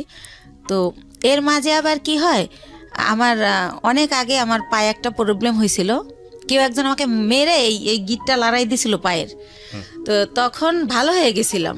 তো সেটা হচ্ছে কে একজনকে আমি নামই বলি, ওই যে আমার ভাই, যখন আমি তার একটু গালাগালি করছিলাম যে আপনি আমার টাকা দিয়ে ফ্ল্যাট কিনছেন আর আমার এখন ভিক্ষা করতে হবে, আমার কিচ্ছু নাই, আমি বাচ্চাদের নিয়ে কোথায় দাঁড়াবো। তো তখন সে আমারে খুব বাজেভাবে বকে, তখন আমিও তারে একটু রাব বিহেভ করি, তখন সে আমারে মারে, আমারে চেহার দিয়ে বাড়ি দিতে নেয়, তখন আমি পড়ে যাই, পড়ে গেলে আমার পাও ধরে মোচড় দেয়, তখন আমার এই গিটটা সরে যায়। তো তখন আমি অনেক কান্না করি, আমার ছেলে খুব চিৎকার করে কান্না করে, আমার ছেলেকে আমি এত আদর করি, মানে কি বলবো, আর আমার ছেলে ওরকম। তখন বলে বাবা তোমার আম্মু নাটক করতেছে, অত ব্যথা পায় নাই। তখনও বলে না মামা আমার আম্মু সত্যি ব্যথা পাইছে, ও খুব কান্না করে। তারপর আমার সুমানা হসপিটালে নিয়ে গেলে ডক্টর জিজ্ঞেস করে এটা কিভাবে হলো, তখন আমারে মাপ চায়, দূরে থেকে হাত দিয়া, যে বলিস না, মাপ চায়।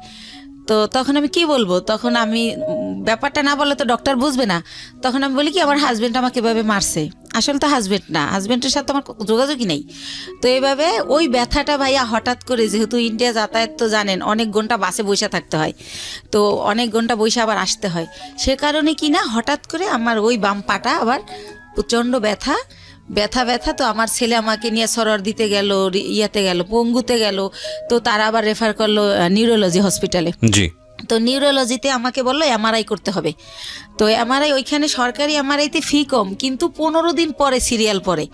তো এই 15 দিন তো আমি সহ্য করতে পারবো না, আর আমি বেকার থাকলে আমার বাচ্চারা কি খাবে। তখন আমি বেসরকারি ইয়াতে পপুলারে যাই, ওই পপুলারে আমার থেকে 13,000 টাকা নেয় এই টেস্টটার জন্য। ওকে। তো এভাবে আমি টেস্টটা করার পরে তারা বলে যে আমার ওই যে পুরানা যে মোচড় দিছিল সেইখানটার একটা আঘাত আছে রগে, ওই কারণে আমার এই প্রবলেমটা হয়। তো বইলা দেয় যে আমার হচ্ছে একেবারে 6 মাস বেড রেস্ট, সোজা শুয়ে থাকতে হবে। আমি যদি সোজা শুয়ে না থাকি তাহলে আমার এই রগের প্রবলেম যাবে না।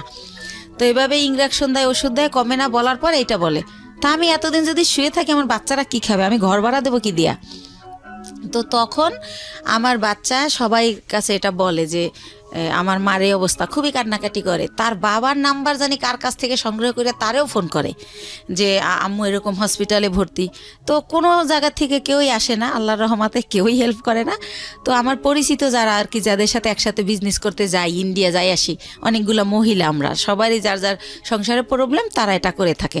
তো ওই সব আপারা আমারে বলে যে বাংলাদেশে তো তুমি সুস্থ হইতে অনেক টাইম লাগবে, আর তোমার বাচ্চারা খাবে কি, তোমার আমরা কোলে করে শোয়াই বাসে করে ইন্ডিয়া নিয়ে যাই, হয়তো বা ইন্ডিয়া গেলে ভালো হবা।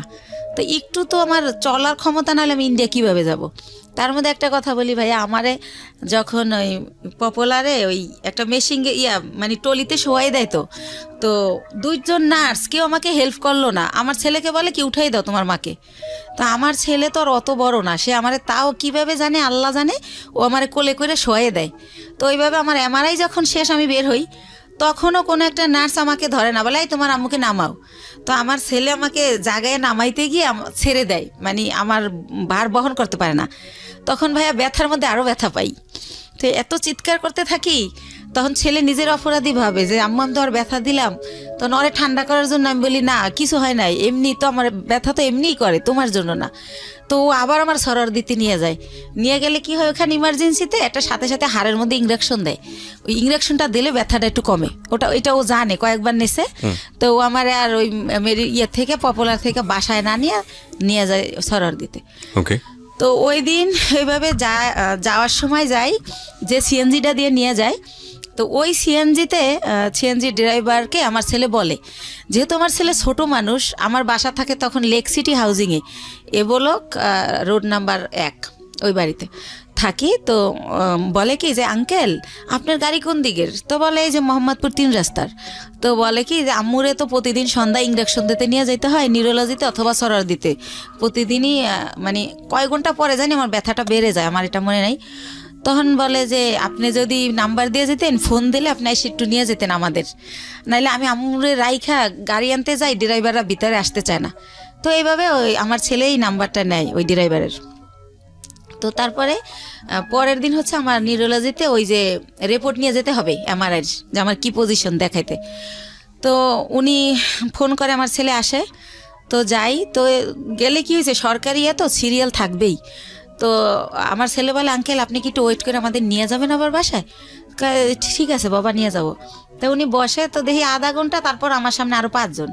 তো আমি ফোন দিয়ে বলি যে ভাইয়া আপনি চলে যান, আমার অনেক লেট হবে। তো উনি বলে যে না আমি বসি, আপনি আবার পরে সিএনজি কোথায় পাবেন, তাছাড়া তো আমি আপনার সবসময় নিই, উনি ইচ্ছা করেই থাকে।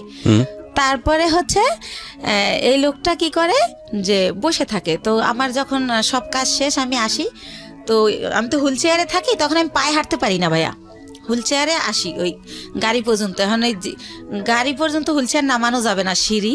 তো সেজন্য আমার ছেলে তো আমার কোলে করেও নিতে পারতেছে না।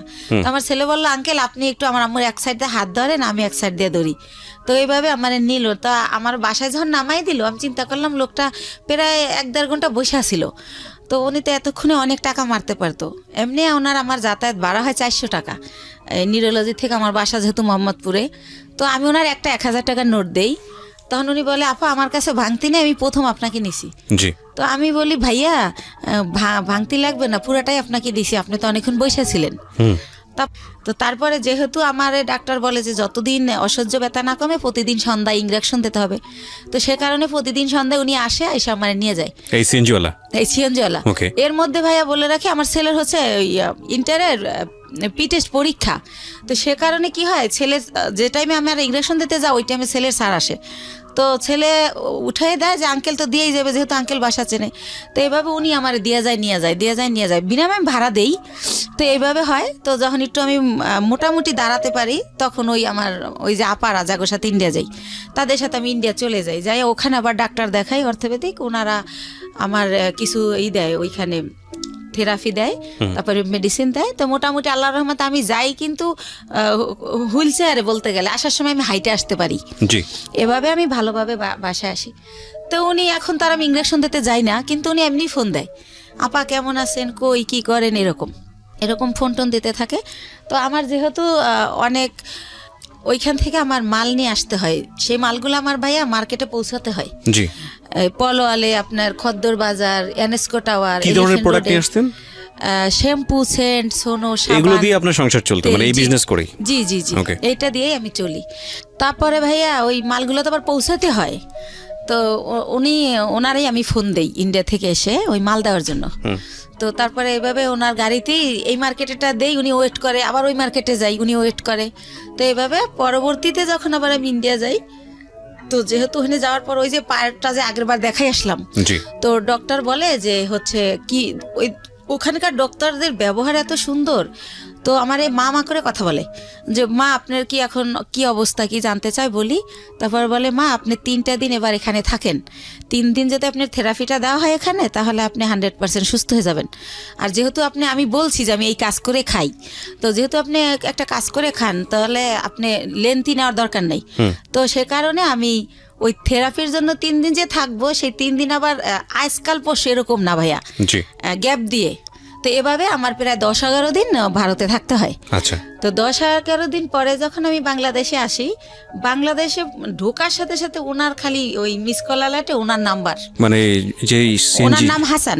আচ্ছা আচ্ছা, সিএনজিওয়ালা ভদ্রলোকের নাম হচ্ছে হাসান। হাসান, হ্যাঁ। তো উনি হচ্ছে এত আসতেছে ওনার মেসেজ, তো আমি আবার ভাইয়া বাসে উঠলে মাথা ঘোরে একটু, সেজন্য ফোনও ইউজ করি না, খুব জরুরি ছাড়া হ্যালো বলি না, ফোন থুয়ে দেবে আগে। তো এত SMS, তারপর আমি একটু ব্যাক করলাম যে ভাইয়া এতবার ট্রাই করছেন কেন? তো বললো আপনি কোথায় ছিলেন, মানে সে বলতে স্যার চিৎকার করে কাঁদতেছে, 11 দিন হয়ে গেছে আপনার কোনো খোঁজ নাই, আপনি কি মানুষ, আপনি এরকম পারলেন কি করে, এই সেই উনি ওনার মতো বলেই যাচ্ছে নন স্টপ। তো আমি বলি যে ভাইয়া আমি তো ভাবছিলাম 2 দিন পর আসবো, কিন্তু আমার অসুস্থতার কারণে আমার 11 দিন লাগছে। তো কাঁদছে, হ্যাঁ উনি বলতে স্যার কাঁদতেছে, ওনার নাকি অনেক কষ্ট হচ্ছিল, উনি খুব মিস করছিল, উনি আমার বাসার সামনে যে ঘুরে আসতো, এভাবে বলতেছে। আমি অবাক হলাম যে ওনার সাথে তো আমার ওরকম কিছু না, জাস্ট কয়েকদিন ওনার গাড়িতে চড়ছি, এই তো। তো উনি এরকম কেন করলো বুঝলাম না, আমি নিজে নিজে গাড়িতে বসে এটা ইয়ে করতেছি। তারপর ওই আপাদের আমার পাশে সাজেদ আপা বাসা, ওনারে শেয়ার করলাম যে আপা এরকম। তা আপা বললো ওই লোকটা তোমারে ভালোবাসে। তাই আমি বলি কি যে আমার যে 2 ছেলে, আমার যত ভালোবাসা তো ছেলেদের, আর আমি ছেলে ছাড়া জীবনে কিছু ভাবি না। দেখেন আজকে 8 বছর ওর বাবার সাথে আমার কোনো যোগাযোগ নাই, তারপরেও কিন্তু আমি এই ছেলেদের নিয়ে আসি। আর এখন তো ধরতে গেলে বুড়োই হয়ে গেছি, এখন আর ভালোবাসা টাসার কোনো দাম নাই, এরকম মনে হয় এমনি বলে। বাকি একটা আপার সাথে এইভাবেই কথা হলো। তারপরে পরের দিন অ্যাজ ইউজুয়াল ওই যে আমার তো মাল দিতে যেতে হবে, আমি যেদিন আসি তার পরের দিনই মাল না দিলে তো আমার টাকা দিবে না। তো উনি তো জানি যে পরের দিন আসতে হবে, উনি সকালে গাড়ি নিয়ে আসে। তো আমি বলি ভাইয়া আমার খুবই টায়ার্ড লাগতেছে, আপনি আমার দোকানগুলো তো চেনেন, স্লিপগুলো আমি দিয়ে দেই, আপনি মালগুলো দিয়ে আসেন, আপনার যা ভাড়া হয় আমি দিয়ে দেবো।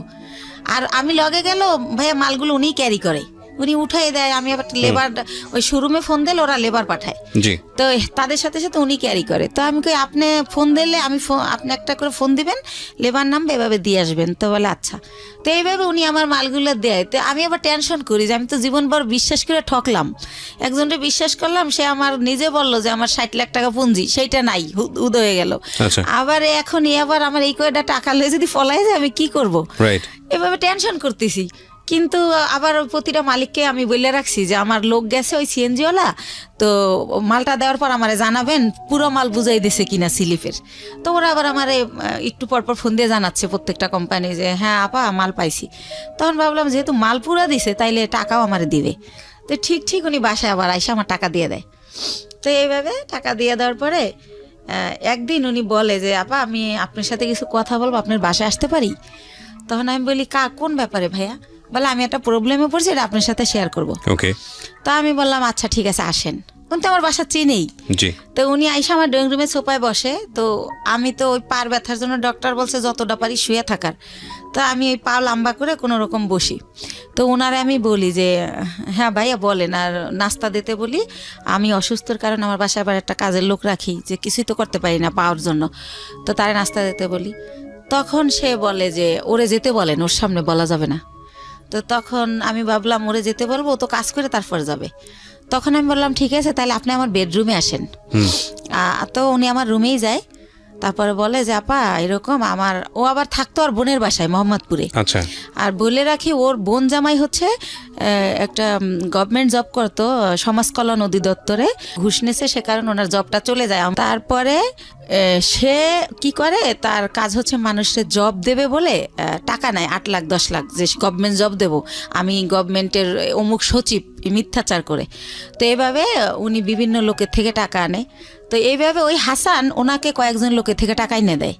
তাই এখন উনি জবও দেয় না, টাকাও দেয় না, তারা হাসানকে খুব টর্চার করে, গ্যাঞ্জাম করে। তো এটার পরে কি করছে, হাসানের বোন আবার জব হয়েছে একটা পরিকল্পনায়, সে গেছে খুলনাতে। তো বোনের বাসা খালি, এ শুনে ও আবার ওই খালি বাসে আসে, আইসা থাইকা সিএনজি চালায়। এটা আমি আগেই জানতাম, আমার কথায় কথায় বলছিল। তো ওই দিন যেটা নতুন বলে সেটা হচ্ছে যে ওরে নাকি ওর দুইটা ফ্রেন্ড নিচে আইসা ফোন দেয় যে তোর বাসা তো খালি, তোর বাসায় কি একটু আসা যাবে? তো উনি আমার যেটা বলছে, তা ওনারা বলে যে হ্যাঁ, ও বলে যে হ্যাঁ আয়, সমস্যা নেই। তো উনি যখন গেট খোলে, ওনারা থাকে 4 তলায়, তখন দেখে 3টা ছেলে সাথে একটা মেয়ে।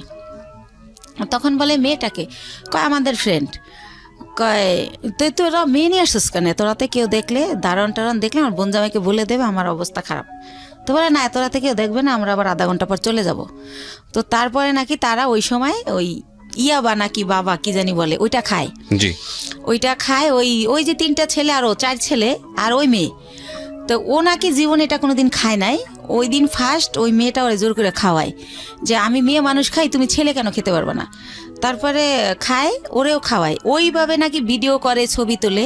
ইভেন্ট ভাইয়া ও যেটা বলেছে, এটা খাওয়ার পরে নাকি ওরা ফিজিক্যালি রিলেশন করে।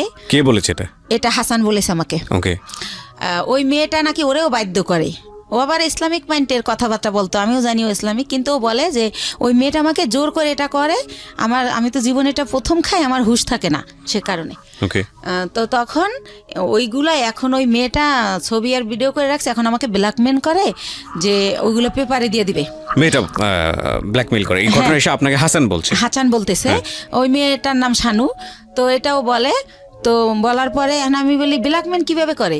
কয় দেখেন, আমি কষ্ট করে গাড়ি চালাই, সন্ধ্যার পর স্ট্যান্ডে এসে আমার টাকাগুলোও নিয়ে যায়।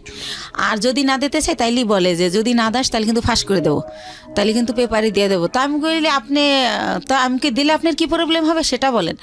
প্রবলেম হবে, আমি বাবা আমার একমাত্র ছেলে, আমার বাবা মা মরেই যাবে। আমার বাবা অপারেশন হয়েছে কয়েকদিন আগে, আমার মা হাই প্রেশারের রুগী। তো আমি বলি আপনি বাবা মার সাথে শেয়ার করেন বিষয়টা, যে আমি এরকম পরিস্থিতির শিকার, শেয়ার করলে তারাই আপনার ভালো বুদ্ধি দিতে পারবে আমার চেয়ে। রাইট। তারপর বলেন না, এটা তো বলাই যাবে না, আমার মা শুনলে স্টক করবে সে এরকম। তা আমি বলি কি করব আমি? তো আমি ওনারে বুদ্ধি দেই যে আপনি এখন থেকে আর টাকাও দিয়েন না, আর ওইখানে যাইন না, কয়দিন গাড়িও চালাইন না, যাতে মেয়েটা আপনার খুঁজে না পায়। তো আমি কই ঠিক আছে, অনেক চিন্তা ভাবনা করে যে আপনি মেয়েটার নাম্বার দেন। তো মেয়েটার সাথে আমি অনেক কথা বলি, ভয়টায় দেখাই যে আমি হচ্ছে ইয়াতে চাকরি করি, পুলিশ ডিপার্টমেন্টে। হ্যাঁ, তুমি এটা করো, এমনি তো ইয়াবা খাও তো আইনত নিষিদ্ধ, তারপর তুমি মেয়ে মানুষ, তারপর যে তুমি খাও তাহলে তুমি এটা ব্যবসাও করো, তোমার জেল হয়ে যাবে। এটা এইসব কই ওরে ভয় দেখাই আর কি, যাতে করে ওরেও ব্ল্যাকমেল না করে ওর কারণে। তো আবার একটু পরপর ফোন দেয়, আপা শানুরে ফোন দিছিলেন, আপা কি বলছে, এরকম বলতে বলতে তো ওই রিলেটেড হইতে গিয়ে ওর সাথে আরও বেশি কথা হয়ে যায়।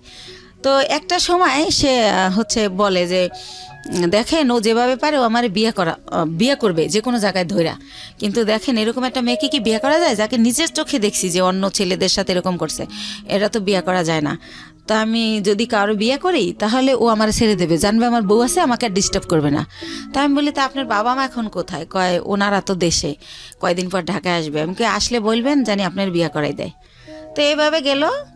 উনি কি বলছে ওনার ফ্যামিলিতে আমি জানি না। ওনার বোন আমাকে ফোন দেয়, দিয়ে পরিচয় দেয় আমি হাসানের বোন। ওনার মা আমাকে ফোন দেয়, ওনার বোন জামাই আমাকে ফোন দেয়। তো এইভাবে কথা বলে সবাই, বলতে বলতে আমাকে সবাই দেখতে চায়। তো দেখতে চায় কি উদ্দেশ্যে আমি জানি না। তার বাবা আমাকে বলে মা তোমার অনেক গল্প শুনছি, তুমি আমার ছেলেটার নতুন জীবন দিছো, এই সেই।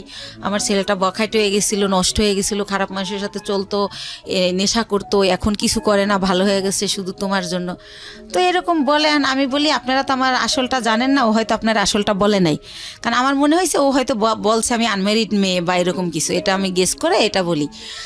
তারপর আমি বলি যে আমার অনেক প্রশংসা তারা করে। আমি বলি আমি দেখতে অনেক পচা, আমার প্রশংসা করেন না, আমার দেখলে আপনার ভাল লাগবে না, এখন যেমন পাগল এই দেখার রুচি থাকবে না। তো একটা সময় এত রিকোয়েস্ট করে, তখন যাই। যাওয়ার পরে দেখি যে সবার সাথে দেখা হয়, কথা হয়, তারা আমার অনেক পছন্দ করে বলে। তারপর আমি চলে আসি। আসার পরে পরের দিন ওর মা আমাকে ফোন দিয়ে বলে যে আমার ছেলে তো তোমাকে পছন্দ করে, বিয়ে করতে চায়। ওকে। এটা ওর মা যখন বলে আমি ভাইয়া একদম কি বলে গাছে থেকে পড়ি যে কি বলে এটা। তখন আমি বলি যে ওর মারে আবার আমি মাই বলি যখন ওদের বাসায় যাই, যেহেতু ও বলে পরিচয় দেশে বন্টন করে। তো বলি যে মা আপনি এটা কী বলেন, আমি হচ্ছে আমার বেবি আছে, আমি বিবাহিত। ওর কিন্তু 2টা বিয়ে, এটা আমি আগে জানতাম না, এটা পরে বের হয়েছে আমার বিয়ের পরে। আর আপনার ছেলে তো আনমেরিড, আপনি একটা আনমেরিড মেয়ে বিয়ে করাবেন আমাকে কেন? তো এটা বলার পরে বলে, দেখো মা, আমার ছেলে আমাকে তোমার ব্যাপারে সবই খুইলা বলছে, কিন্তু আমার ছেলে যেহেতু সংসার করবে, ছেলে যেহেতু তোমাকে ভালোবাসে, আমাদের আপত্তি তো থাকার কথা না, আর তোমারও আপত্তি থাকার কথা না, কারণ ও তো দেখছে তোমার 2টা ছেলে আছে, ও তোমার বাসায় যাতায়াত করে, এতদিন ধরে তোমার সাথে পরিচয়, তুমিও তারে দেখছো, অসুবিধা কোথায়? তো এরকম করতে করতে আমি রাজি হই না, কিন্তু সে ওই গানই বাজায় যে আমার কাছে হাজারো বার ফোন দেয়, আমি কই কী করি, কী খাইছি, তাই ঘুমাইছি কিনা, তো নাস্তা করছি কিনা, এভাবে ফোন দিতে থাকে। তার মধ্যে আমি আবার ইন্ডিয়া চলে যাই, সে আবার ওরকম, তোমার পাশে কে বসছে, ছেলে মানুষ বসছে না মেয়ে মানুষ বসছে, এরকম মানে এভাবেই করে। তো হোটেলে বিয়েটা করলেন না করার আগে অবস্থা? বিয়ে করি নাই, তখনই এরকম এইভাবে মানে সে এত কেয়ার করে, মনে হয় যে আমি হেঁটে গেলে সে ব্যথা পায়, এরকম একটা ভাব। হ্যাঁ, তারপরে হচ্ছে টিকিট কাটছি, গাড়ি 2:30টায় ছাড়বে, হয়তো বা 1:15 টিকিট কাটলাম, তো খেতে গেলে তো আর গাড়ি ফেল করব, তো টিকিট কাটছি, ফোন দিতেই থাকতো, তো বলতাম যে খাওয়ার টাইম নেই, হচ্ছে জুস কিনে উঠছি, তো বলতো ইয়ারে সুপারভাইজারে বলো 10 মিনিট লেট করতে, খাইয়া গাড়িতে ওঠো। না খাই উঠবা কেন, ঢাকা আসতে রাতটা তো কোনো সময় কেউ করে নাই, ছোটোবেলা মাও করতো না। তারপরে যে বিয়ে নামক একজনের সাথে মাঝে মধ্যে দেখা হতো, তার সাথে তো আমার কিছুই হয় না এই ধরনের। তো ওই ব্যাপারগুলো আমার খুব ভালো লাগতো, যে আল্লাহ আমি খাইলাম কিনে ডেনে টেনশন করে, রাতের 1টা বাজে আমার অনলাইনে দেখলে, এই এখনও ঘুমাও না কেন, ঘুমাও। এর মধ্যে তুমি তো আমি কথা বলা শুরু হলো, তো সেও তুমি বলে, আমিও তুমি বলি, আর ভাইয়া আপু বলি না, হেও আপু বলেন, আমিও ভাইয়া বলি না।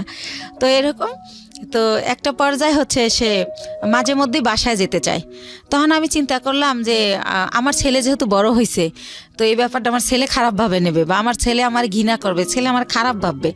তো আমার ছেলেকে না আমি একদিন বলি যে বাবা এরকম এরকম ব্যাপার। তো আমার ভাগ্নে আছে ইমরান, বড় বোনের ছেলে, ওর কাছে বলি, আমার বোনের মেয়ের কাছে বলি। তো বলার পরে বলতেছে যে একটা মেয়ের বিয়ে, স্বামী, সংসার যে একটা জিনিস, আপনার তো সেটা হয় নাই, আমরা তো সবই জানি। তো যেহেতু তার সে একা কইলে আমরা নিষেধ করতাম।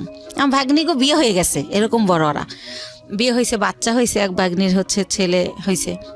তো বলতেছে যে যেহেতু তার বাবা মাও আপনারা নিতে চাইতে, তো আপনার খুশি হওয়ার কথা। তা আমি কীভাবে খুশি হব, সে তো ড্রাইভার, আর একজন ড্রাইভার কয় টাকা আর্ন করে, সে আমারে খাবে না আমার বাচ্চা খাওয়াবে, আমার তো সে সারা জীবন এই কাজ করেই খেতে হবে, তাহলে আর বিয়ে বয়ে লাভ কি। তো একটা সময় এভাবে বলিও, নিজে ওদেরকে অ্যান্সার করি, কিন্তু আবার সে যখন কথা বলে খুব ভালো ভালো সুন্দর সুন্দর করে, তখন আবার তার জন্য আমার মায়া লাগে। তো এরকম করতে করতে একটা সময় চিন্তা করলাম যে টুকটাক করে বাসা আসে, ছেলে ব্যাপারটা খারাপভাবে নিবে। তো ছেলেরে, ভাগ্নেরে দিয়ে ছেলেরে জিজ্ঞেস করাইলাম, ভাগ্নে বললো যে না আমার ছেলে রাজি। আমি সরাসরি জিজ্ঞেস করলাম না, লজ্জায়। তো তারপরে আমরা বিয়ে করে ফেললাম। বিয়ে করলাম হচ্ছে ভাইয়া এই যে মার্চ মাস গেল, এর আগের মার্চের 13 তারিখে। তো বিয়ে করলাম বলতে এভাবে বিয়ে করার পরে সে আমার বাসায় থাকা শুরু করলো। আর হচ্ছে আমি বললাম যে সিএনজি আর চালাইও না, মানে একজনের ড্রাইভার আমার হাজব্যান্ড একটু লাগে, কারণ এইরকম ফ্যামিলির তো মেয়ের আমি না, হয়তো আমি ভাগ্যোদশে কষ্ট করতেছি। তো পরে ওর ভিসা, পাসপোর্ট করলাম, ভিসা লাগাইলাম যে আমার সাথে সাথে ইন্ডিয়া যাবা, দুইজনে মিলে ব্যবসা করি। আরও একটা চিন্তা করলাম, ভাই এই ব্যবসায় হচ্ছে অনেক মাল তো ওয়েট হয়, একটা ছেলে আসলেই দরকার হয়। যেবার আমার ছেলে আমার সাথে যায় আমি একটু অনেক শান্তি পাই, আমার কষ্ট কম হয়। ছেলে না গেলে 4-5টা ব্যাগ আমার যদি লেবার না পাই আমার ক্যারি করতে হয়, অনেক কষ্ট হয়। তো সব কিছু মিলে টিলে ভাবলাম যে ঠিক আছে, ওর ফ্যামিলিও ছোট, 1 ভাই 1 বোন, বোনেরও বিয়ে হয়ে গেছে, বাবা মাই তো আছে, ঝামেলা নাই, করে ফেলি। তো এইভাবে যাই হোক বিয়েটা হলো, খুব ভালো, শ্বশুর শাশুড়ি খুব ভালোবাসে।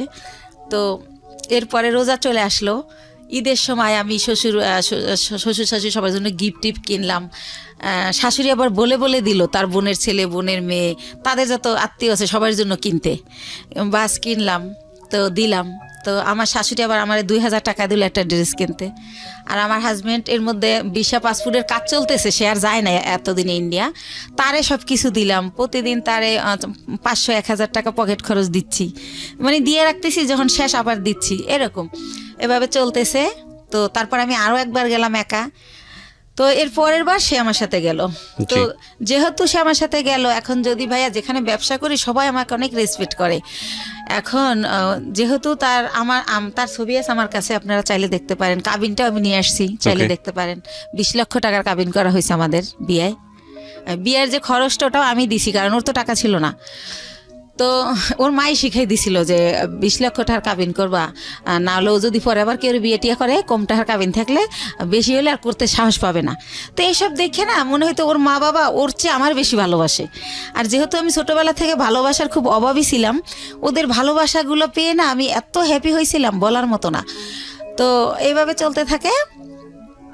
এর মধ্যে আমার শাশুড়ি আমারে বলে যে গত বছর অক্টোবরে যে শাহনাজের তো বিয়ে হয়েছে 5 বছর, তো ভদ্রলোকের আবার আগের ঘরে বউ বাচ্চা আছে, আমার ননদরে বিয়ে করে হচ্ছে অন্যভাবে, যাই হোক সেটা আমি বলবো না।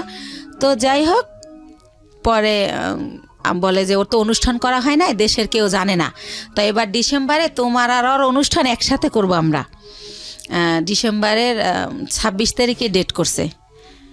তো আমি বললাম আচ্ছা ঠিক আছে। আমার শরম, আমি আবার এটা বললাম যে মা আমারটা করেন না, শাহনাজেরটা করেন, যা যা করার আমি করব, টাকা পয়সা যা লাগে আমি দেবো, কিন্তু আমারটা করেন না, আমার লজ্জা লাগে। আচ্ছা। তো এটা আমি বলার পরে উনি হচ্ছে অনুষ্ঠান, তখন কি আপনার মানে জাহিদ তো আগের হাজবেন্ডের নাম, হ্যাঁ ওর সাথে কি ডিভোর্স হয়ে গেছে নাকি? জাহেদকে ওইটা আমি বলি না ভাইয়া, জাহেদকে আমি 14 সালে ডিভোর্স দিই। 14 সালে ডিভোর্স দিয়ে দিয়েছেন? ডিভোর্স এর জন্য দেই যে আবার কখন হুট করে আইসা দাবি করে, আচ্ছা, সেজন্য আমি 14 সালে ওরে ডিভোর্স দিয়ে দেই। ওকে।